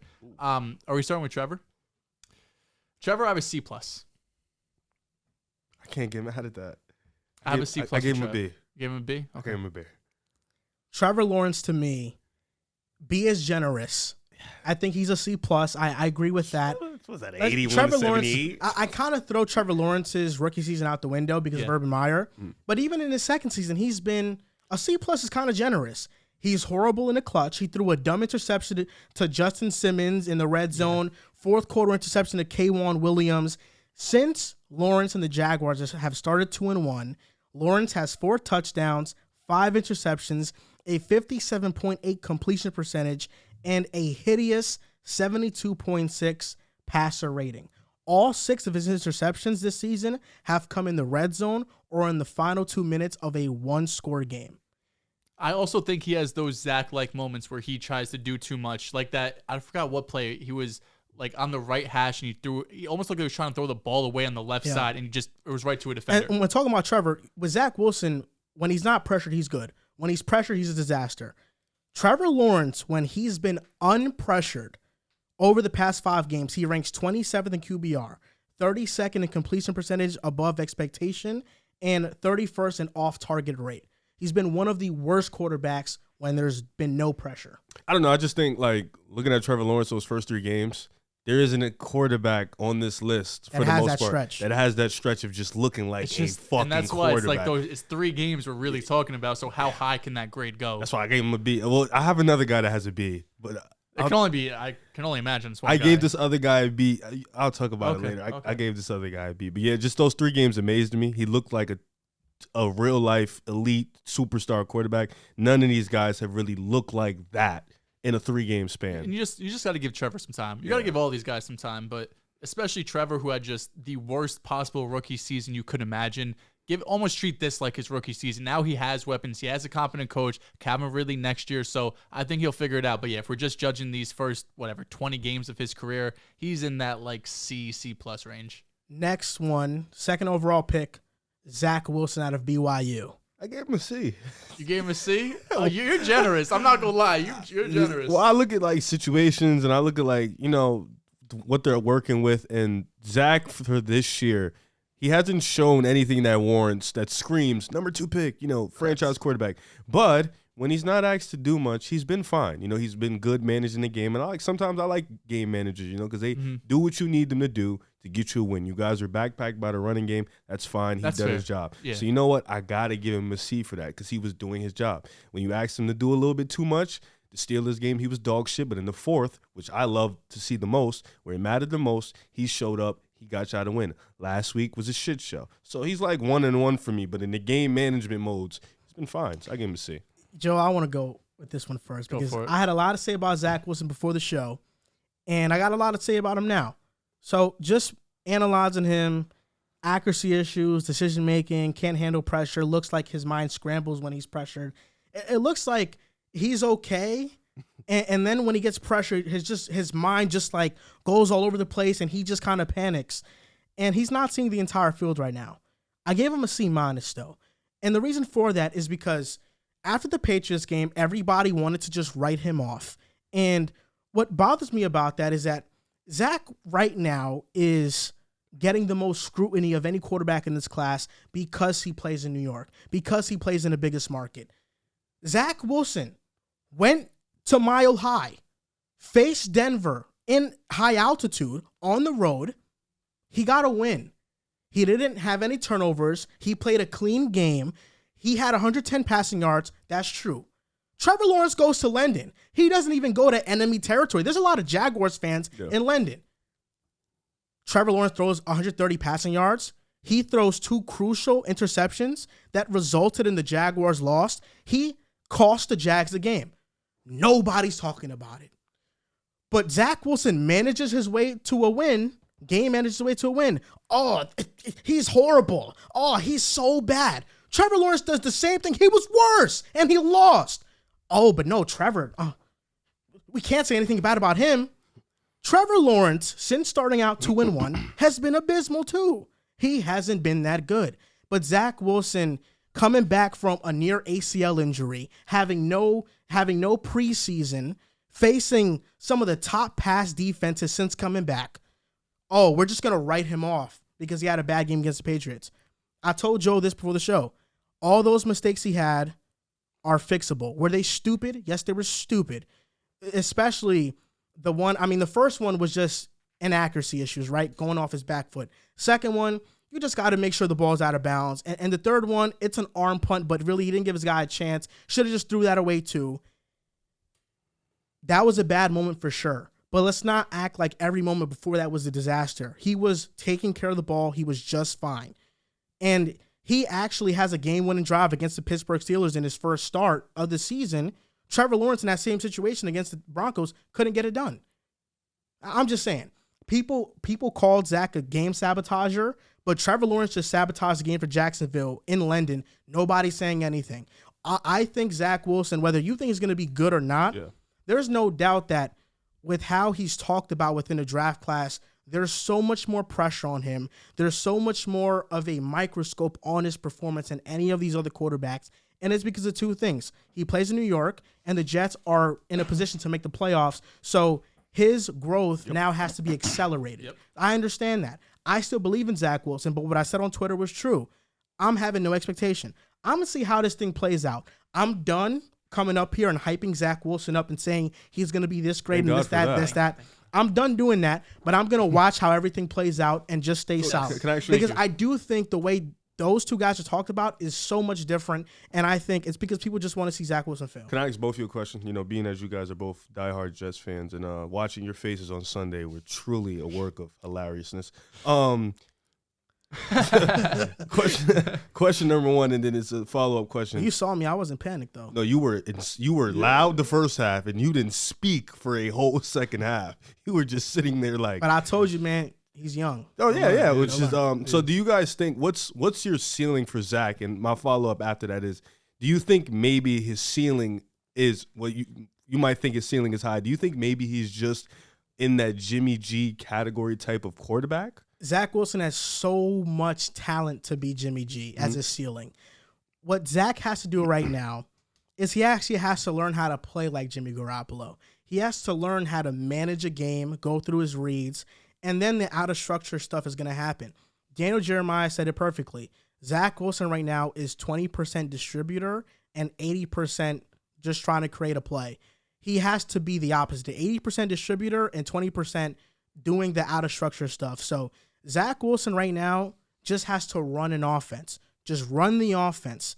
And all that other outside stuff will come, but just run the offense. I don't think Zach Wilson is capable of being Jimmy G right now, and I mean that he has too much faith in himself. He wants to consistently make a play like Daniel Jeremiah said, and he panics too much. Like he has one read, there's no pressure, and he's trying to break the pocket, and that's the reason why you take these sacks. That's the reason why you get put out of field goal range, why you make your field positioning worse for a great defense. Now you're punting from your 10 to your 20. Sacks, I know, but even still, there was multiple times during that Patriots game where he rolled out of the pocket for really no reason, or he could have stepped up in the pocket, got a first down, or just reset himself. Yeah, there's no doubt, but here's the difference between Zach and Justin Fields, and this is not me saying one guy's better than the other. Just in how they handle pressure, Zach Wilson can sense it and can get out of it. He does have to step up, and his pocket presence has to be so much better. So much. But Zach Wilson doesn't take sacks. He was pressured the most times against New England he was all season. 17 pressures. He was under duress all game. But he gets out of sacks, and he doesn't take them. His issue is throwing the ball away and not trying to just create something that with nothing there. But Justin Fields has the highest sack rate in the NFL. He is kind of like oblivious to the pressure that comes, and he doesn't get out of it fast enough, and he doesn't really manage the pocket well. The issue with Zach, though, is he puts himself in position to get pressured, and that's where we see him struggle. Maybe he doesn't take the sacks, but once he gets pressured and he tries to run out of the pocket and make a play, that's when we see everything fall apart. I just think Zach, right now, he believes in himself and his arm talent that he's struggling just to play in a system. He said it after the game. He said, I get bored of throwing these balls away. I get bored of rolling out of the pocket and there's nothing open. Like, I want to make a play. And I understand that he's competitive. He's a quarterback, someone who went number 2 overall, who was great in college. He's been great his entire life. Now you come into the NFL. We see it all the time. Trevor Lawrence went fucking damn near undefeated his whole college career. He comes in the NFL. His first year, they were the worst team in the league. That's just the reality of the NFL. And some guys can,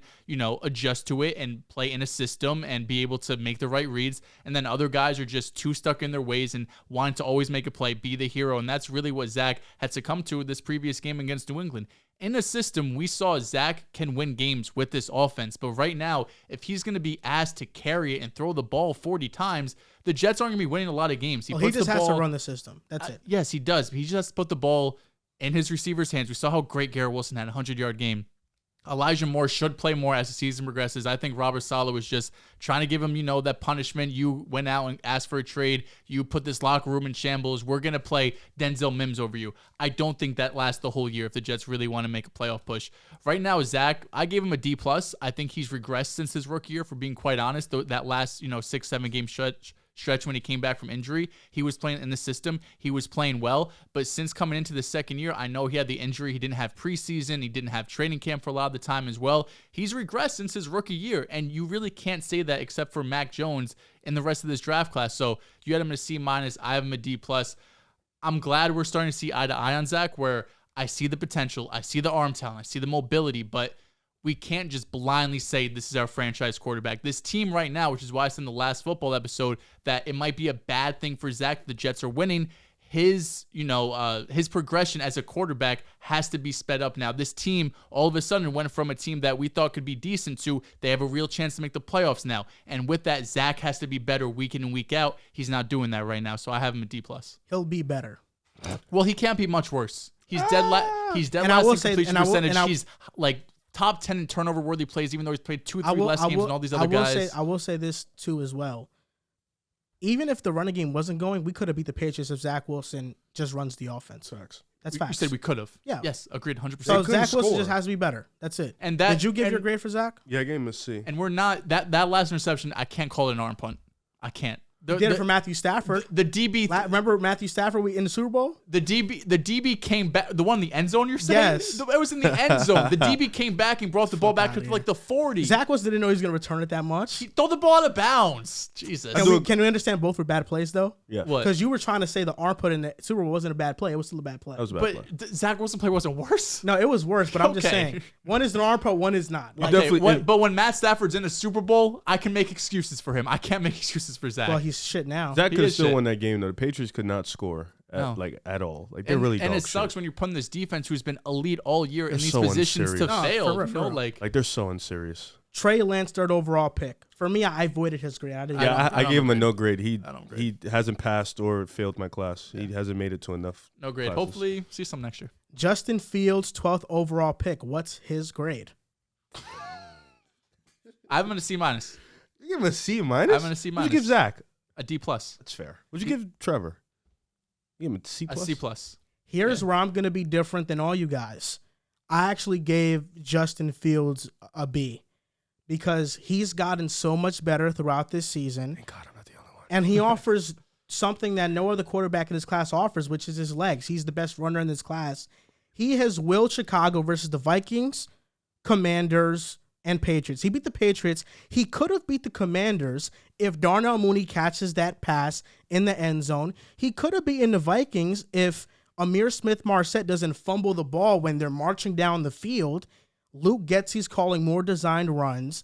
I will say that Justin Fields does have negatives, which his 46.1% completion percentage on quick game passes is the worst for any quarterback in the first 8 weeks of the season over the past decade. Yeah. And he also takes a ton of sacks. But I do see the improvement with Justin Fields, and he's also in the worst offensive situation of all these quarterbacks. So that's why I gave him a B, but I see the improvement and progression, and he deserves a lot for his improvement. For me, I also gave him a B. You mentioned that one thing he has that they don't have his legs, but I think another thing is the intangibles. He has intangibles that I don't think Zach has at the moment. I don't think Trevor Lawrence has at the moment.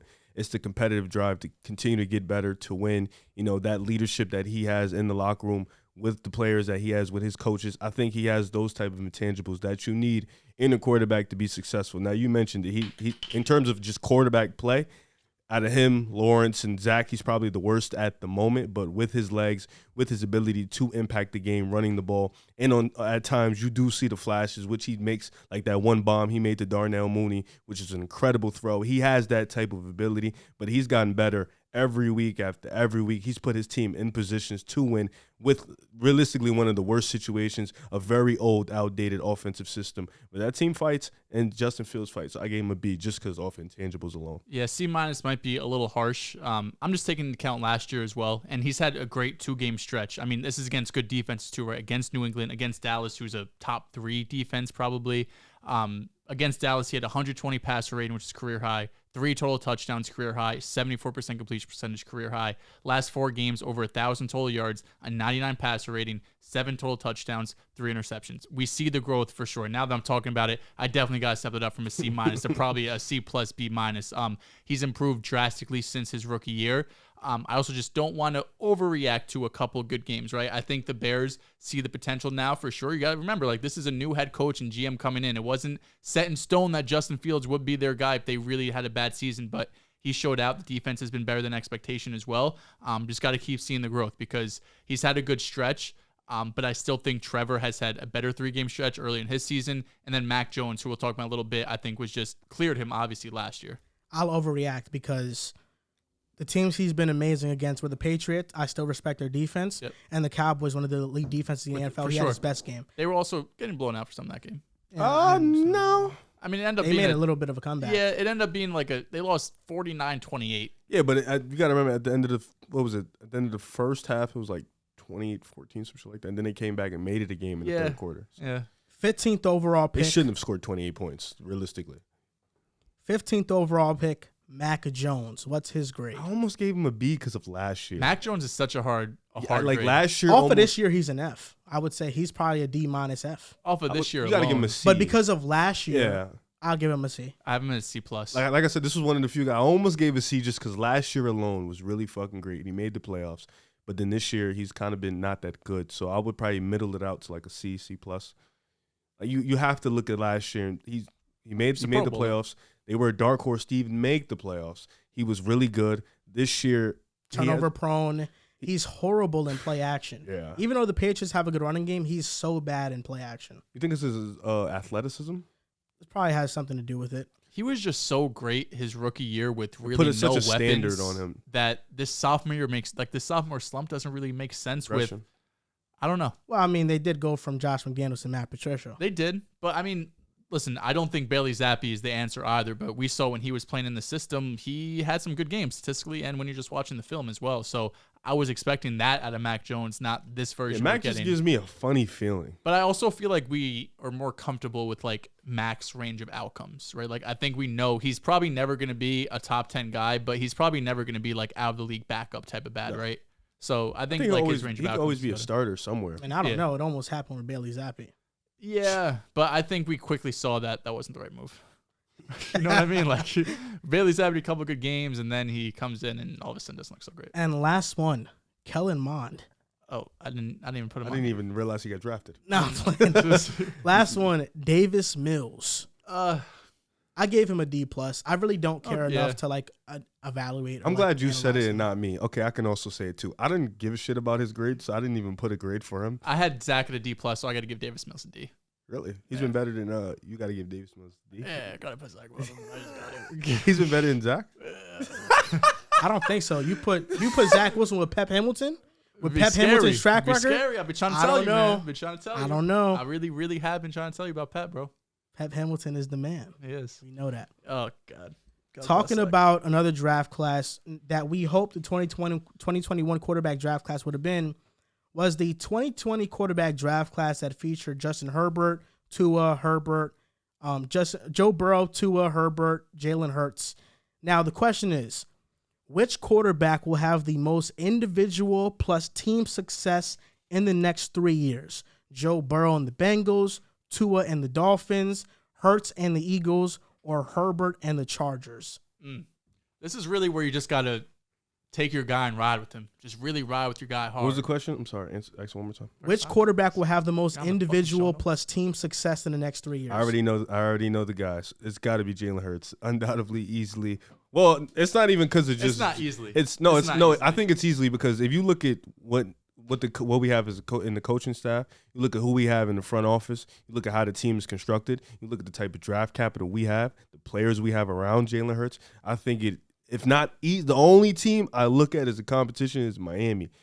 But I think, honestly, if you look at it from top to bottom, offense to defense, what Jalen Hurts has around him in terms of front office, coaching, and the team, I think it should be easily the Eagles. But I understand Miami and the Bengals and shit like that. But I'm going to go with a bit of a wild card here. I was going to say the Chargers. Now, Joe Burrow and the Bengals, I'm not going to say them, but I will say this about them because I want to talk about them a little bit. They can't run the ball. They have a bad offensive line. Secondary's thin. Coaching issues. I'm not a believer in Zach Taylor, which is why I don't know if he's a coach in 3 years. It's kind of weird how I've been rising on Cincy. I feel like he's been good low on Cincy. No, I haven't. I'm even killed. Okay, no, I act exactly like Joe Burrow. You don't overreact. You never games, sway. I'm even killed. Bad games, I'm even killed. Facts. After the Jets game with Zach Wilson, I said, chill, Joe. I said, chill. I don't know. I said, don't be so. I said, don't react. Don't listen, man. Bad games happen for young quarterbacks. I'm chill. I'm always even killed. My heartbeat is steady. Never fold. The wild card I'm gonna go with is Justin Herbert and the Chargers. The reason why is because I feel like if the Chargers are smart, because I do have a weird feeling they miss the playoffs. Brandon Staley gets fired. The Chargers coaching job is the most attractive one in the NFL. Who's going there? If a great head coach goes to the Chargers, they will be so legit. Like who though? Sean Payton. If Sean Payton could go, that would be magical. Sean Payton has to be number one on everyone's mind for that Chargers job.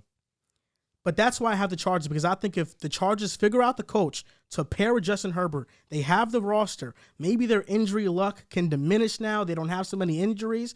But Herbert, to me, has the most talent to be the best quarterback in this class. Easily. And the Chargers have a loaded roster. They're just not healthy, and their coaching's bad. But if they can find the right coach, they can have the most success in the next 3 years. You could make an argument for all of these guys, right? Starting with Burrow and the Bengals. They've already been to a Super Bowl. They have the offense with Jamar Chase and T. Higgins, and Burrow has put himself in that top 10, if this year top 5 conversation at the quarterback position. He put it after last season, too. Okay, depends who you ask.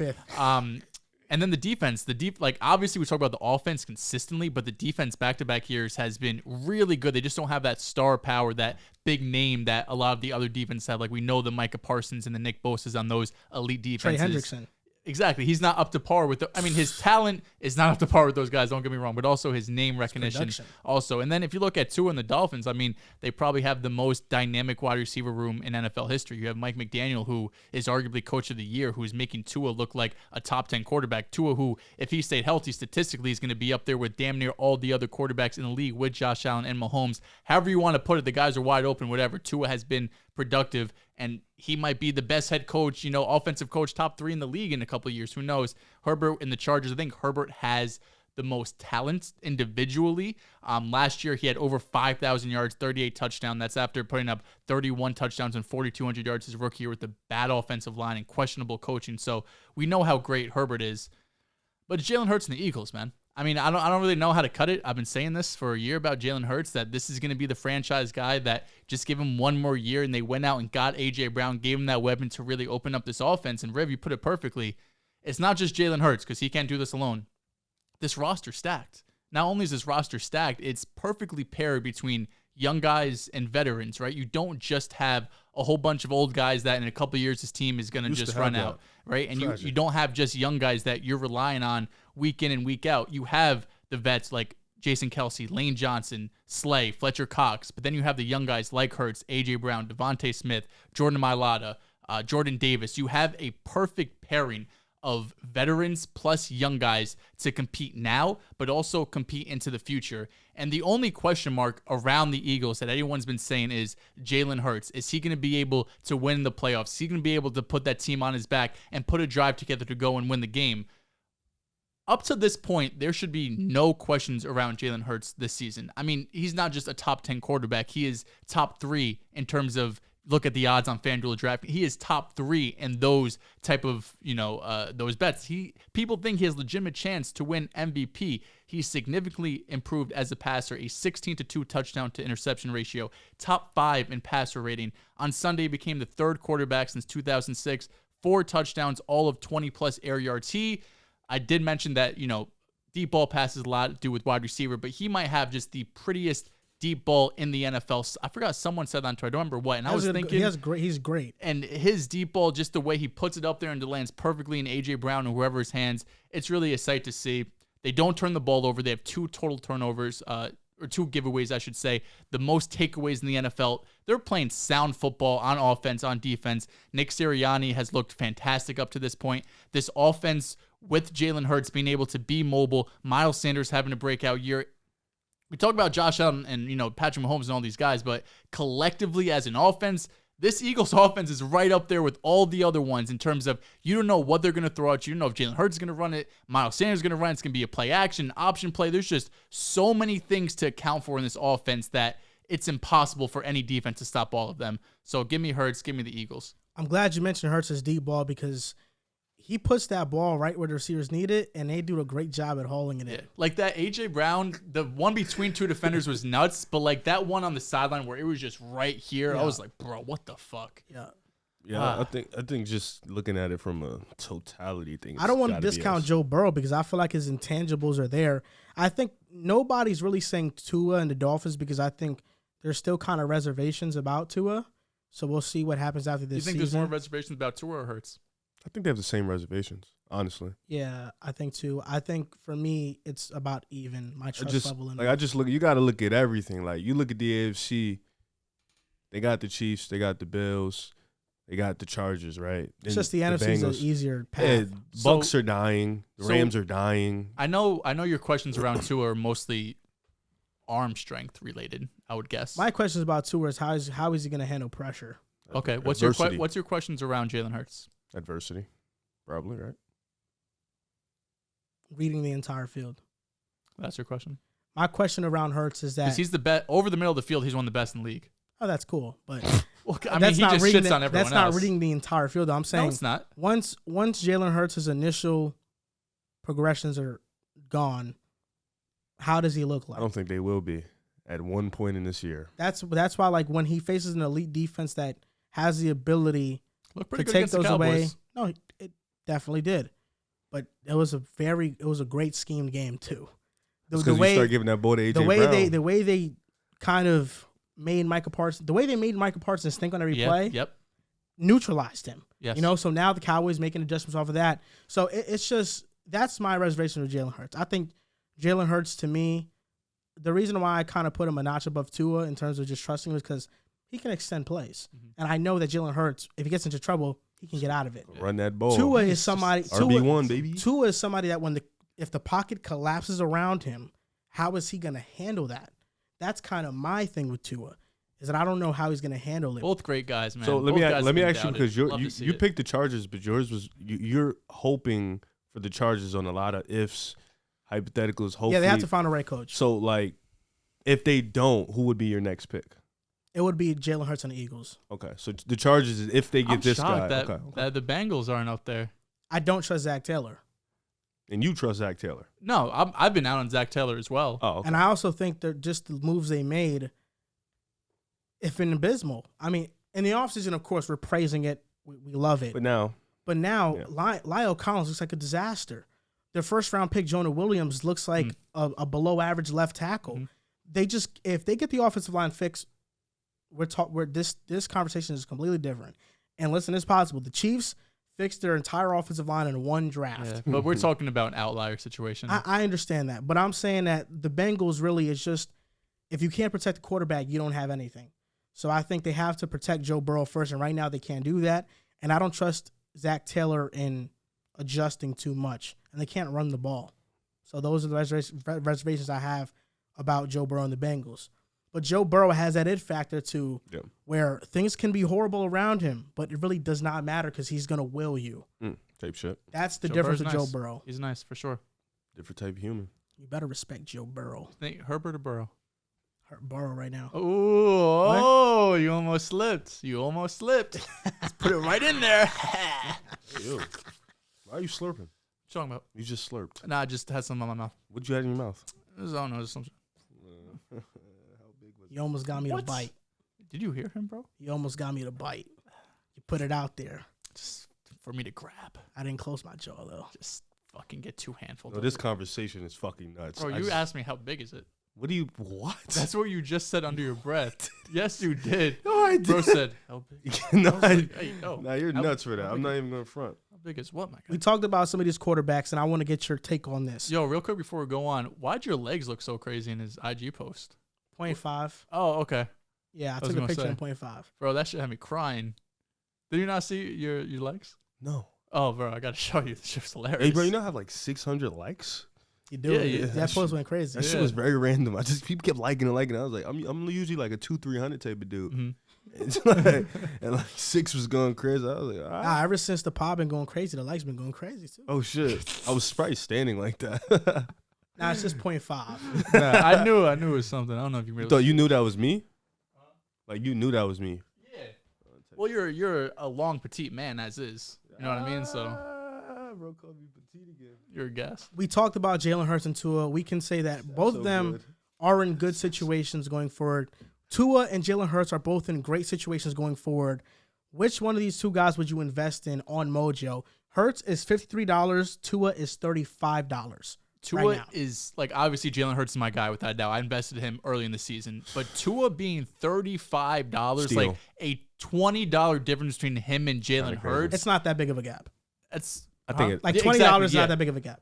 $20 like I'm saying, on Mojo is pretty big. I'm saying that the gap between Tua and Hurts should not be $20. They should be the same level. Exactly. They should both be in the $50 Tua range. seems like the moneymaker to me, so I would probably bet on Tua. And Tua's gone up significantly. He was around in the 20s before the season But they started. should definitely, them two should be around the same. I feel like Mojo has a time. Tua agenda, man. I feel like they got it. I know they got all their algorithms and shit going on, but something isn't adding up. Jalen Hurts is my guy. I think without a doubt, like he is. If I had to pick one to start a franchise with, I'm going with Jalen Hurts just because he's bigger. I think he has a better arm and he's more mobile. And like you said, he could extend plays. But the fact that there's a $20 difference between these two makes me side with if Tua goes off, like his price is going to skyrocket. Jalen Hurts is still going to go up throughout the year, but I think at some point we're really going to see Tua's price shoot up and get in before it's too late. Dog, if we lose to the Phillies, I'm a riot. What's the score? It's 4-0. Oh. End of the third. Yeah, Bryce Harper has a big hit, I think Jalen Hurts is a better quarterback, but I do think Tua is underpriced right now at that price. And like you said, if he continues to play well, that price is only going to go up. Tua is the guy that you can make the most money on a Mojo. And even if you don't think Tua is going to be a long-term quarterback, you can sell that stock at any time. So after the season, in a couple of weeks, you can sell it anyway. Bryce Harper had a 2-1 homer. Oh, smoked that. Wow, that's crazy. Bryce Harper different. I'll be honest, I don't want either of these teams to win the fucking World Series. But bro. Joe, Mojo does use like these genius algorithms to detect like what the price is. So maybe like all of those stats, they kind of have like a way of showing that Tua is really like not as good as. Listen, we've been to Mojo. It looks like it's a fucking data center there. It's all their computers and shit. I know. I don't like they don't have an actual agenda, but it's like 35. Who like what quarterbacks? I'm trying to think who are like the rookie ones that are not Trevor Lawrence are around there. Oh, like Caleb and Bryce and them. Well, Zach is around there. He's at like 33.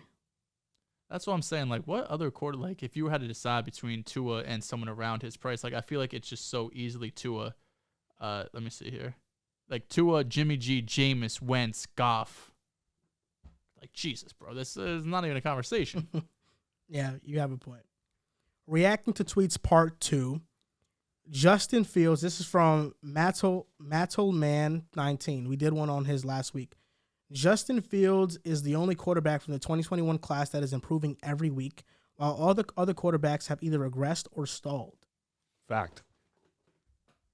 Yeah, as of week 8 in 2022, for sure. Justin Fields is the only one that you see the progression week in, week out. But like we said before, Trevor Lawrence probably had the best 3-week stretch out of all these guys. And then Mac Jones had the best collective season last year. So while Justin Fields right now is looking the best, I mean, those other guys still have promise too. Sounds to me like we need to hear something about Zach being the best at something at this point. Tapes Burner goes, as a Rams fan, we are not looking like a Super Bowl team. I would love for us to make it to the playoffs, but no way in hell are we making it to an NFC/Super Bowl. We just need a better O-line. You saw they were the team that offered 2 firsts for Brian Burns. Yeah. At 24. They don't have their pick this year, so that'd be 24 and 25. Right. I don't get that. Brian Burns is tough, though. He is tough, but like they need an offensive line. He's not 2 first-round picks tough. You know what I mean? The Rams are cooked, and they have no O-line. Matthew Stafford, he looks deady. They were in the Brandon Cook sweepstakes too. Allen Robinson was just failed. Terrible signing. Yeah. Sorry, bro. You won a Super Bowl, I guess. I was be happy you saw a Super Bowl in your life. They'll be okay. You still got. With Donald. I mean, you have Sean McVay, right? You think Donald retires? I don't know. Wasn't he thinking about it last? He was. Yeah, he definitely. And if they don't make the playoffs, I don't see why he stays. He could ride off in the sunset as arguably one of the. Well, if he retires, they're fucked. Oh no, they're fucked regardless. But Detroit could have another top 15 pick. They have their own. Plus, they're going to have the Rams first round pick from the Stafford trade. Right now, the Rams. We talked about it. Their whole offense is just Cooper Kupp in life. Yeah, like Sean McVay. You saw the regression with Jared Goff, and the reason why was because of the offensive line. The offensive line was fucking terrible his last year in LA. Now it's the same issue with Matt Stafford. And we saw Jared Goff have some good moments in Detroit too. So if they don't get this offensive line fixed, they're going nowhere. And this is from Aiden Munden 5. Falcons are winning the NFC South. I still got the Bucs. I still have the Bucs as well. I'm still ride with this. I'll ride with the Bucs. I gotta jump off that plane. Like although Brown's agenda. Although I know that they're first in the AFC in the NFC South, I just don't feel like that's gonna last. It's like the I most feel like fraudulent in 3 weeks. Yeah, Brady will get back. He'll find a way to get in there, He's man. got to. They're talking about maybe Robert Gronkowski coming back. I mean, hey, it's not bad. Someone who could block. He would change things. Yeah, probably would. You know how good Gronk is. Oh, Gronk is a fucking legend. He's massive. He's huge, bro. He's a big guy. He's a monster. We're going to do a Would You Rather. Last week, who was it on? Football, Micah, right? I think it was Micah. That was a few weeks ago. We didn't do a Would You Rather football last week. Maybe we did. Y'all did a Ben Simmons one. But this a Would You Rather right here. Ben Simmons one was comedy. Bro stinks. Would you rather Kenneth Walker audition, first name up, Saquon Barkley? Saquon Barkley. Saquon Barkley clears. This isn't a conversation. Wait, why the fuck did I think about it? I was very confused. It's all right. I'm going with Saquon I was easily. thinking of age. That's what and you like to do contract shit. That's what I was trying to think like. I'm going with Saquon. Josh Jacobs. Ooh, that's a good one. Jacobs has been absolutely eating this season. But I like Josh Jacobs. You like Jacobs? I'm not mad at that. He's actually one of my favorite I'm players. not mad at that. Right now, I would take Kenneth Walker. He's only started a few games, and we see how explosive he can be. I think his upside is higher than Josh Jacobs. There's no doubt Josh Jacobs has been better this season. He deserves credit because the Raiders' offensive line isn't all that great. But Josh McDaniels has implemented a run-heavy system, and he's capitalized. I'm going with Kenneth Walker, though. I think his upside is better, and I think if we put Kenneth Walker on the Raiders, he's probably doing the same thing, to be honest. Respect. Without Geno? Without Geno. Wow. Aaron Jones. Aaron Jones is such a good pass catcher. If Aaron Jones was utilized like Aaron Jones should be utilized, it would probably be him. But for whatever reason, LaFleur does not want to use him as a pass catcher, even though he's their best option. Outside of Aaron, yeah. Exactly. So I'm going to still go Aaron Jones, though. That's fine. He's very inconsistent. He's always been inconsistent where he has these blow-up games, and then he also disappears. A lot of that has to do with coaching as well, just schematically. But I think I would take Kenneth Walker. No wrong with that. The Packers this year have been a mess, but Aaron Jones has been fifth in rushing yards, and that's with sharing a backfield with A.J. Dillon. He barely shares anymore, for being honest. I love Aaron Jones's versatility. Because of that, I'll go Aaron Jones. I'm shocked. Travis Etienne. Kenneth Walker. Oh, this is a good one. I'm going with Kenneth Walker. I worry a bit about Travis Etienne's injury. And there's some doctors I follow on Twitter, say how his run style. You would take Etienne over Aaron Jones? But because Etienne coming out of college, his big thing was his pass catching ability, how explosive he was. And now all of a sudden he's turned to one of the best rushers in the NFL. Yeah. I think he's a bit him and Kenneth Walker are probably on the same level of explosiveness. I think I would go Etienne. I think he's a more versatile back. Okay. I'm going with Kenneth Walker. I just think he's more slippery than him. Okay. The way he can dodge tacklers is Jesus Christ. What does that even mean? Slippery, slithery. What? Slippery's crazy. Ramondre Stevenson. What the hell did you even say? Slippery. Ramondre. What do you mean slippery, bro? You slip. Just never. Kenneth Walker is kind of like you just. Please there's stop. an arm on him and it kind God. of just slips off. Ramondre's a good ass name too. Fuck. I would go Kenneth Walker in this one. Both of these guys are on the same level. They're both getting their first opportunity to be the guy in their representative positions. Ramondre's been nothing short of spectacular. To be fair, I'm a little bit of a casual to Ramondre. Stevenson is a dog. I do think Kenneth Walker has a bit more explosiveness to him. Oh, no doubt. Slippery? He's more slippery? Yeah, they're both Ramondre's a powerful back. He runs with so much aggression. But yeah, he's got some speed to him for sure. He's got burst Not without Kenneth a doubt. Walker, though. Not Correct. Kenneth Walker speed. You don't got that type of slipperiness. I'm going with Kenneth Walker. I'm going with K9. His name is Kana? That's Nickname, fire. Yeah. That's fucking fire. I think I slightly lean Ramondre, but it's so close. Najee Harris. Kenneth Walker fucking clears. I'm going K9. Damian Pierce. This is one of the hardest Would You Rathers I think we've ever done. Not we, more likely you. The hardest one I ever did was PG because I had to lie. Well, yeah, I get that. Because who'd you lie about? I kept saying PG. You said some of them weren't. Some of them weren't. I would lean Kenneth Walker slightly. You farted too. I seen you get up. I'm gonna lean Kenneth Walker slightly. I'm going with K9. I know K9 is fire. I'm gonna start saying that. K9 is a stupid fire name. K9. I slightly lean Kenneth as well, but Pierce is good too. This next name is tough. Tony Pollard.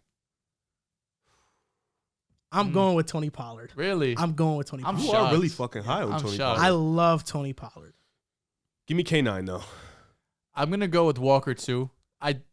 Tony Pollard, when he has those moments to be the workhorse back, he averages 6.2 yards per carry. Yeah, but I don't think that's sustainable if you give him for the entire season, 250 carries. He's not getting 6 yards a carry. That's like Well, there have only been 2 instances this season where he's had 13 plus carries. He's been phenomenal. Last week, 14 against the Bears, he had 131 yards, 3 touchdowns.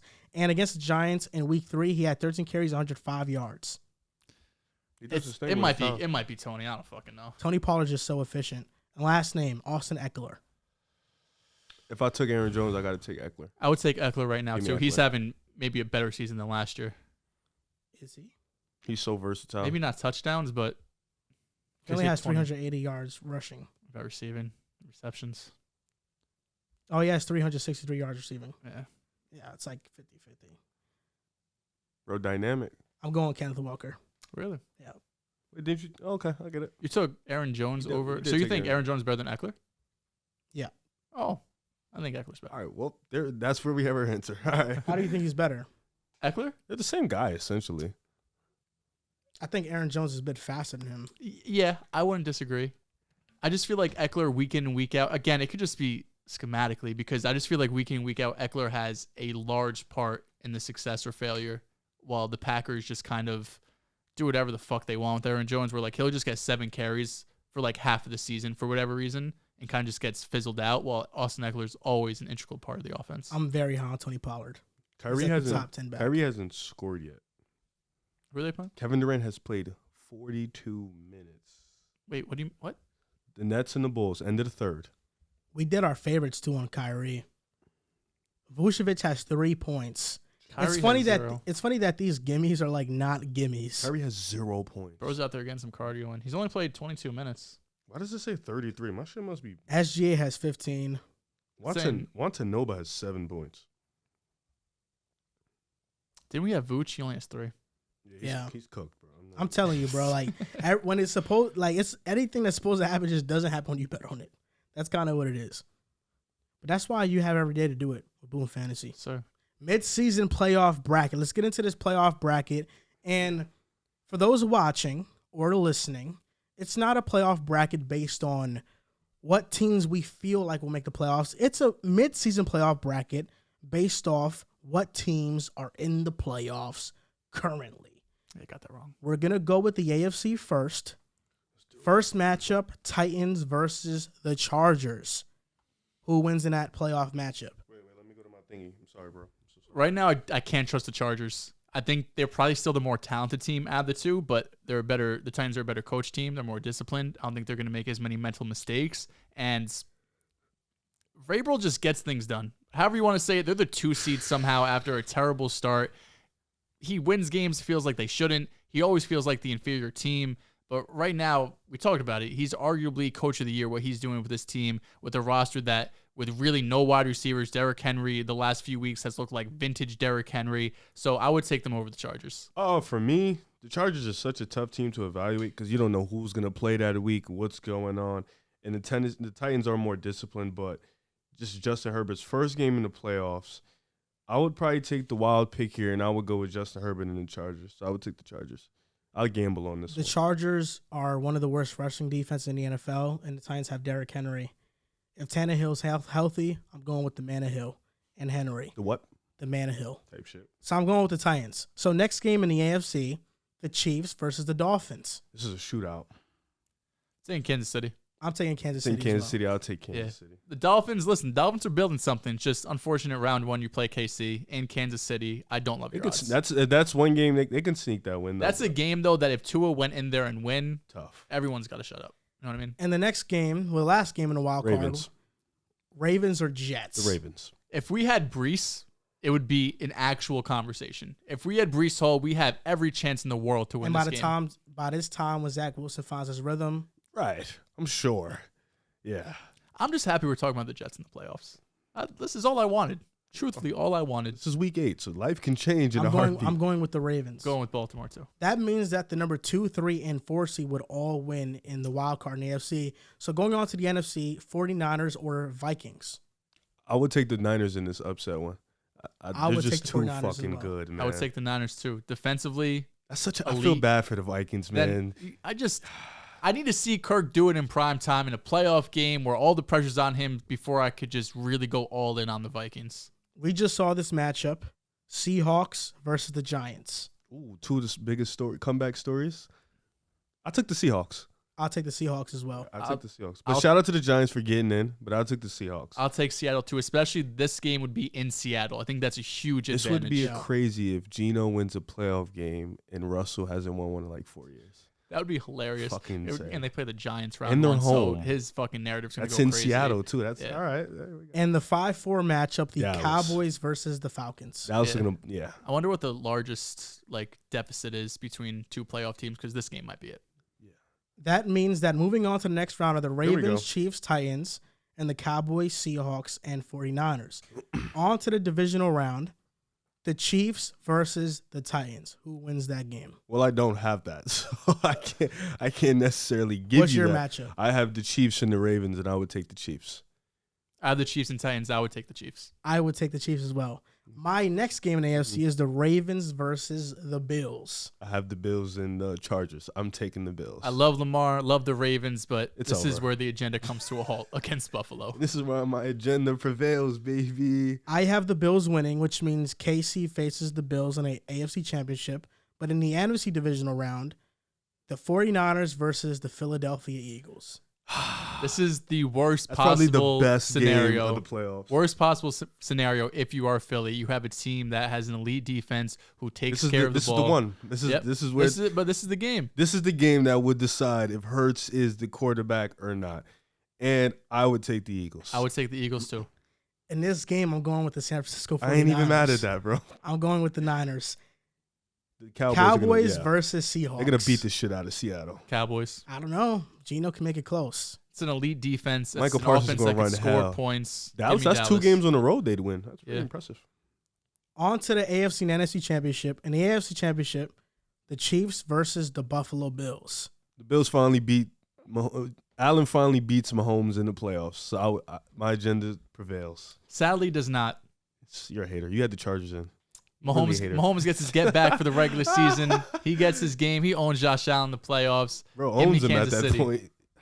Nah, it's not happening. I have the Buffalo Bills in the AFC championship winning and now heading to the Super Bowl.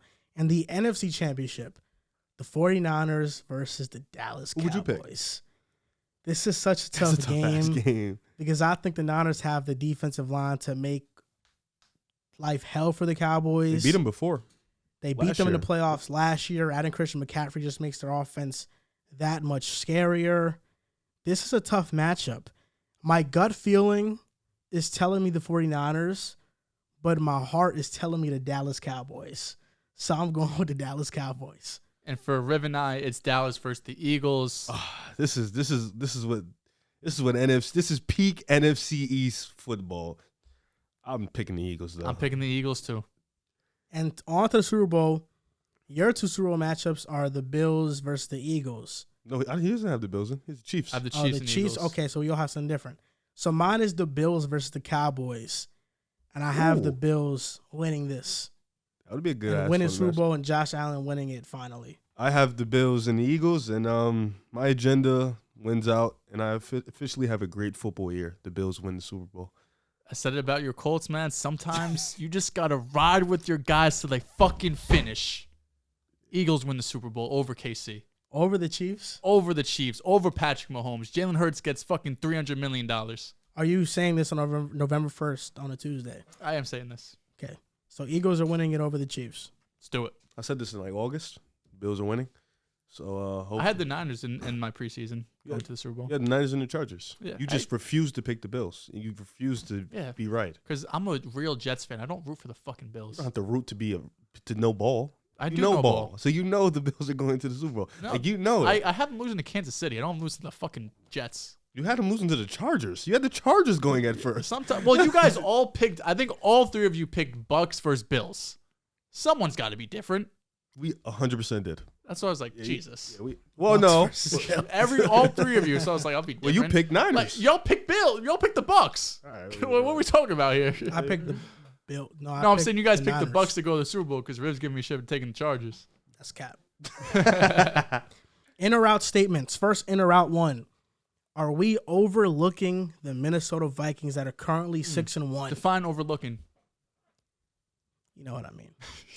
I'm definitely in on that. We definitely have underrated them a bit. You know, they've been on a calm winning streak. They've been casually just going in every week, and they're not blowing teams out, but they're getting the job done. But I think in terms of like talking about the Super Bowl and talking about the NFC Championship game, we have been overlooking them, but it's just because we look at defenses like the Niners, the Eagles, the Cowboys. Those are teams we just trust a little bit more. I think the Vikings are good, but they're not elite. I think the T.J. Hockenson move does make them a bit better, but this team is 11th in passing, 21st in rushing on offense, which is they're good, not great. And they have the 14th ranked defense. They're 29th against the pass. They cannot cover consistently. Only 2 of their opponents have had a winning record, and 5 of their 6 wins have been by 8 points or fewer. It's good. They're finally winning one-score games. But the Vikings just feel like a team that they're good. But when they face elite competition and elite defensive lines, they're going to crumble. And we saw it on Monday night versus the Eagles. I just don't think they're as good as the Eagles, the Cowboys, or the 49ers at full strength. You would take them over Seattle? Yes. Okay. I don't think we're overlooking Minnesota in terms of the playoffs. I think we all kind of see them. Probably they could win a playoff game, right? I don't think any of us see them as making a deep playoff run. And they have a talented team without a doubt. But as I mentioned before, I have to wait and see Kirk Cousins win a big primetime game in the playoffs before I could put this team in a legit Super Bowl conversation. They have the talent. Kevin O'Connell has been a fantastic hire. They just got TJ Hockenson. The roster on paper, especially offensively, everything is there.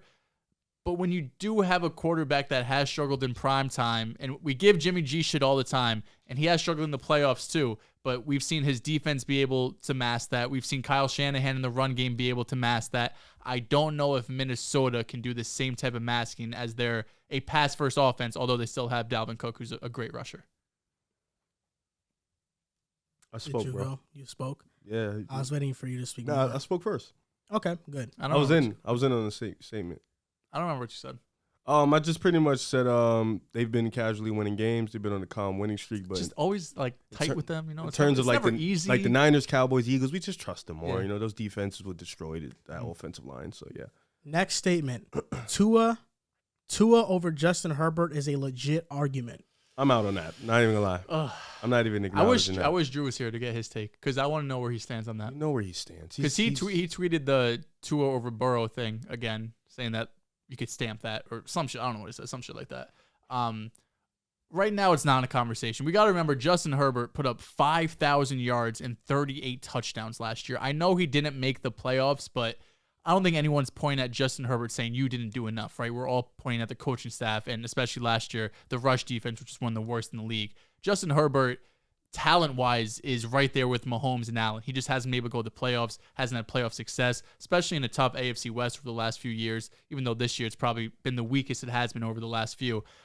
Tua's not there just yet. I know statistically you could probably match him up with Herbert just this season, but we said it before. If you put Herbert on the Dolphins, we're talking about them as legit, maybe the best team in the league, right? Tua's not there yet. Can he get there? I don't think so, honestly. I don't think top 5 I just don't think he has the talent to do it. In the perfect system that he's in right now, he could win a lot of games. He could win some playoff games, but I don't know if we're ever going to put him in that conversation of the elite of the elites. Tua has his stats, but when you watch Herbert, he's better. And Tua just has his stats this season, realistically. Herbert is being held back by a slow wide receiver core, banged up offensive line, and conservative play calling. I don't think it's crazy to say that if Herbert is with Mike McDaniel, Tyreek Hill, and Jalen Waddle, he's setting records. We might see a 50-touchdown season from Justin Herbert, but he's not. Tua has the stats, but he's in a picture-perfect situation for a quarterback. Quarterbacks dream of being in a situation that Tua's in right now. Yeah. I think Herbert is better than Tua, and it's not a debate. Yeah, Herbert he has the size, he has the arm, he just makes the off-platform throws. He's just a better quarterback in every facet, so I don't understand what's going on. Miami fans. Browns can still make a playoff push. Let's hear it, Riv. I'm in. Yeah. Hold up. Yeah. Wait, what's the next? I was just gonna say. Run me up the next game. So right now the Browns are 3-5. Yes, sir. Third in the AFC North. Uh-huh. Chargers are 4-3. They have a playoff spot. Miami. And then you guys are about 5-3. to crumble. So Okay. Yeah. Let's see. Let's look at their schedule. Let's look at the Browns' schedule. It's tough. They got Deshaun coming back week 13, I believe, against Versus the Houston. Texans. Yeah. Okay. So this week they got Miami in Miami. Okay. No, I'm just thinking I'm just running it down. Browns Bills. Okay. Browns Bucks. Wow. Browns Texans. Jesus fucking Christ. Browns Bengals. Ravens Browns. Wait. Deshaun comes back for the Texans game. Correct. So then after that, it's so Bengals, Ravens, Saints, Commanders, Steelers. They could go on a run the last month of the season, maybe. But when you have to play the Dolphins, Bills. Yeah, I'm out. I'm out on the Browns. They're a good team, scrappy team. I think next year will really put them in that conversation as one of the best teams in the AFC. Deshaun makes them 1,000 times better. But just right now, it ain't the move, man. You had a good season. Amari Cooper has looked really good. I was gonna say Amari Cooper is probably the best. Myles Garrett is offseason. still indeed him. I love Denzel Ward. You still got a young team, but it's not the time right now. It's not the vibes. Amari Cooper was probably the best move of the offseason. Trading a 5th-round pick. We saw Chase Claypool. Yeah. Chase Claypool just go for a second. Is that an indictment on Dallas more or Cleveland finessing? Oh, okay. Dallas for just completely not valuing the wide receiver position. They had to get off it to save money. I think it saved around like $20 million or something because they had to make moves elsewhere, but figure out a different way. Either get better draft compensation or restructure the deal because Amari Cooper has been a stud in Cleveland. He's really their only consistent wide receiver threat. Donovan Peoples-Jones had some moments. David Bell and Njoku, who unfortunately is hurt right now. And of course, Nick Chubb is phenomenal. Nick Chubb is amazing. But yeah, you see the schedule for the Browns. Yeah, you get Deshaun Watson back and he's still that guy. But you also Deshaun. This is 2 years without football. That's what I'm saying. If throw the hypotheticals up, but if he is still that guy, you get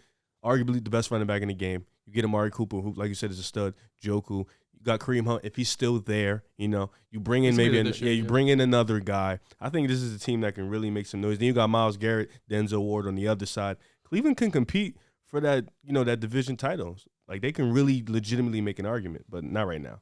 It's unfortunate because the Browns have 4 one-score losses to the Jets, Falcons, Chargers, and Ravens. If they won just 2 of those, they're 5-3. Deshaun Watson comes back for the Texans game around week 13, week 12-ish. I would have given them a shot. But because they're 3-5, I don't give them a shot. They could have won 3 of these games. They could have beat the Chargers, could beat the Jets, and the Falcons. They sabotaged their own chances of making the playoffs. Yeah, can't win them all. Tony Pollard should be the RB1 over Zeke. Yes, without a doubt. At this point, I know you're paying Zeke. It's I obvious. get it. I know Zeke is the heart and soul. Jerry has an app, he looks at Zeke like a son. I feel like that's how much he just loves Zeke. But right now, the best thing to do for this team is put Tony Pollard out there. He's more explosive. He has burst. He's better at everything. Let's be completely honest. Unless you're at the goal line and need a yard, probably you go with Zeke there. But even still, Tony Pollard has really turned himself into the 1A of this backfield. It's a matter of Jerry seems to still be calling the shots because all the time in interviews he's saying Zeke's our guy. This offense runs through Zeke. And it's sad because right now, if you're going to run everything through Zeke, you're not going to have a good offense. It's going to be reliant on Dak, on CeeDee Lamb, and Tony Pollard. Those 3 guys are going to decide how good this offense is going to be. I'm sorry, guys. I just had to quickly look at something. Zach has 15 points in the first 6 minutes of the fourth quarter. Fucking different. I'm in. Yeah. We're up 9 on the Nets. Let's go. I'm pretty much in. I always say this as a funny joke, but this is kind of has some truth to it. Ezekiel Elliott has one of the greatest fall-offs probably in football history. He was coming into the Dallas Cowboys. He's arguably the best running back in his rookie year, continued to be great, and then just gradually fell off. And Tony Pollard over the last 2-3 years, maybe 3 might be stretching, but over the last 2 seasons, he's been, when he's in, better than Ezekiel Elliott. So I'm definitely in on that statement. Tony Pollard from the eye test for the last 2-3 years has been just better than Zeke. People want to throw in volume and all this other stuff, but that's because they were paying Zeke big time money and they couldn't give Pollard the same amount of carries. But Tony Pollard has been better. If you watch the games, it's been obvious, and I'm glad now he's having his moment because he's always been this. What do you do with Zeke's money though? What do you do with? They can get off his contract for the season. Oh, okay. So they let him walk and Pollard's the guy. But do they have to pay Pollard? Eventually, yeah, they probably do. Or is he still on like a rookie deal? By the way, the favorites isn't a new feature. It's been there for the whole year. On Boom Fantasy. I just saw your tweet. Just want to keep you informed. That's all. Thank you for that. I could have kept that to myself. You definitely could have kept that to yourself. Made him look like a dummy. Yeah. Like, you definitely could have kept that to Bro yourself. said new feature called favorites. 100% I thought it was a new feature. So it's like, you definitely could have Ain't kept nobody that to told him It's it funny was because new. we've definitely had feature parlays on here and just I'm sure you have. hasn't. I feel you now. That's all right. Now I know. Okay. Last statement. We The have long Titans. shots too. I know that part. Oh, okay, Yeah, okay, Joel okay. told me about that like last week. I know about that. Yeah. The Titans are once again proving you shouldn't doubt them. Yeah. I'm in. They got it. They got it. I'm sick of these guys. I We really talked am. because we really talked our shit in the offseason. The roster's not good. The receivers, I this mean, and that. they just They're 5-2, 5 straight wins. they can fold still, but They could look at the division. what are the Can Colts' they? record? 3-5. 3-4-1, right? I hate that record. Yeah. It's actually disgusting. I'm in on the statement. Yeah. I mean, the Titans. I have nothing to say. They're like, I thought in the beginning of the season, those first few games, I'm like, Derrick Henry told you the AJ Pex, the carries, it's all He just egging had up. 20 yards. And then Derrick Henry is just like, Joel, you're a fucking idiot. I'm Derrick Henry. I'm going to do whatever the hell I want until, I'll decide when I'm out of the NFL. The NFL is not going to decide Derrick when Henry or LT? LaDainian? Daniel Oh. Thompson. Yeah, I was going to say LT has definitely the longevity. I'm saying Derrick who's just Henry- better at their peak? Who do you have? LT. Yeah. right? I mean, 28 touchdowns in the season. yeah, Yeah, I'm LT, but it's like, it sounds like it's disrespectful, but like, I don't know Derrick why. I Henry, just feel like Drew would say Derrick Henry. well, you know how Drew is with Derrick Henry. Yeah. He's I just feel like he would say Derrick Henry. NFL Pick'em Week 9. First game up, Eagles at Texans. Philly. Come Philly, easy dub. on. Come on. Another one, baby. I'm going with the Philadelphia Road Eagles to in this 15. one.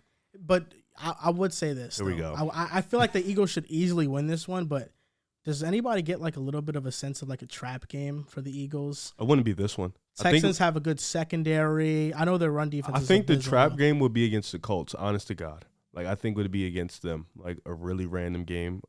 I think it would be that game. Or maybe a game against the Giants. Even though they're good, it's still a trap game. Yeah, I don't think this is the trap game for Philly. I'm sure there'll be one coming up, but they're I not thought it going was the undefeated. Jaguars game, honestly. I thought that would be the one where it's like, shit. Yeah, it was in the rain too. Shitty Mhm. weather, got down early, Yeah. but came back. Colts at Patriots.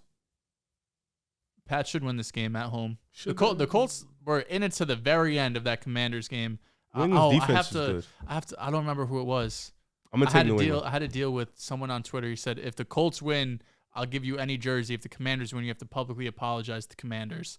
I don't remember your name, but I'm sorry, Commanders fans.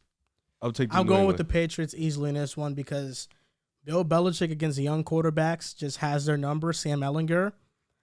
Listen, he's okay. And they fired their offensive coordinator, the Colts did, because they didn't really run any option stuff with Ellinger, which is kind of like baffling because, he's a mobile quarterback. So maybe that changes this game, but I think the Patriots are kind of getting into the rhythm now. They have an easier stretch now so they can go on a run. So I got the Patriots in this game. Shout out Packers at Lions. Ant-Man Burner. I retweeted the Boom Fantasy thing. He said, and if you want to invest on players you think will boom, then you should have the right mojo and use Mojo. Shout Shout out to Ant-Man. He, Burner. yo, fire. I don't know how he does it, but he posts our episode and you just drop it. Like, it's Yeah. like 10 seconds No, he'll later. do He a has notifications on, screenshot. bro. He'll Yeah, do a but it's so screenshot, quick, and bro. it's like 1 second ago. Yeah, like I'm one. bro, how Yo, the it's fuck you so done this? fucking quick. I don't know how he does it, bro. Or like I'll tweet and he's like 2 seconds in. Like, Yeah, I'm like, yeah, how the OD. fuck are you so fast? He Like, definitely has even all if you the have somebody's notifications notifications on, nobody's that fast, bro. He just got to be on his phone. He has all a the time. talent.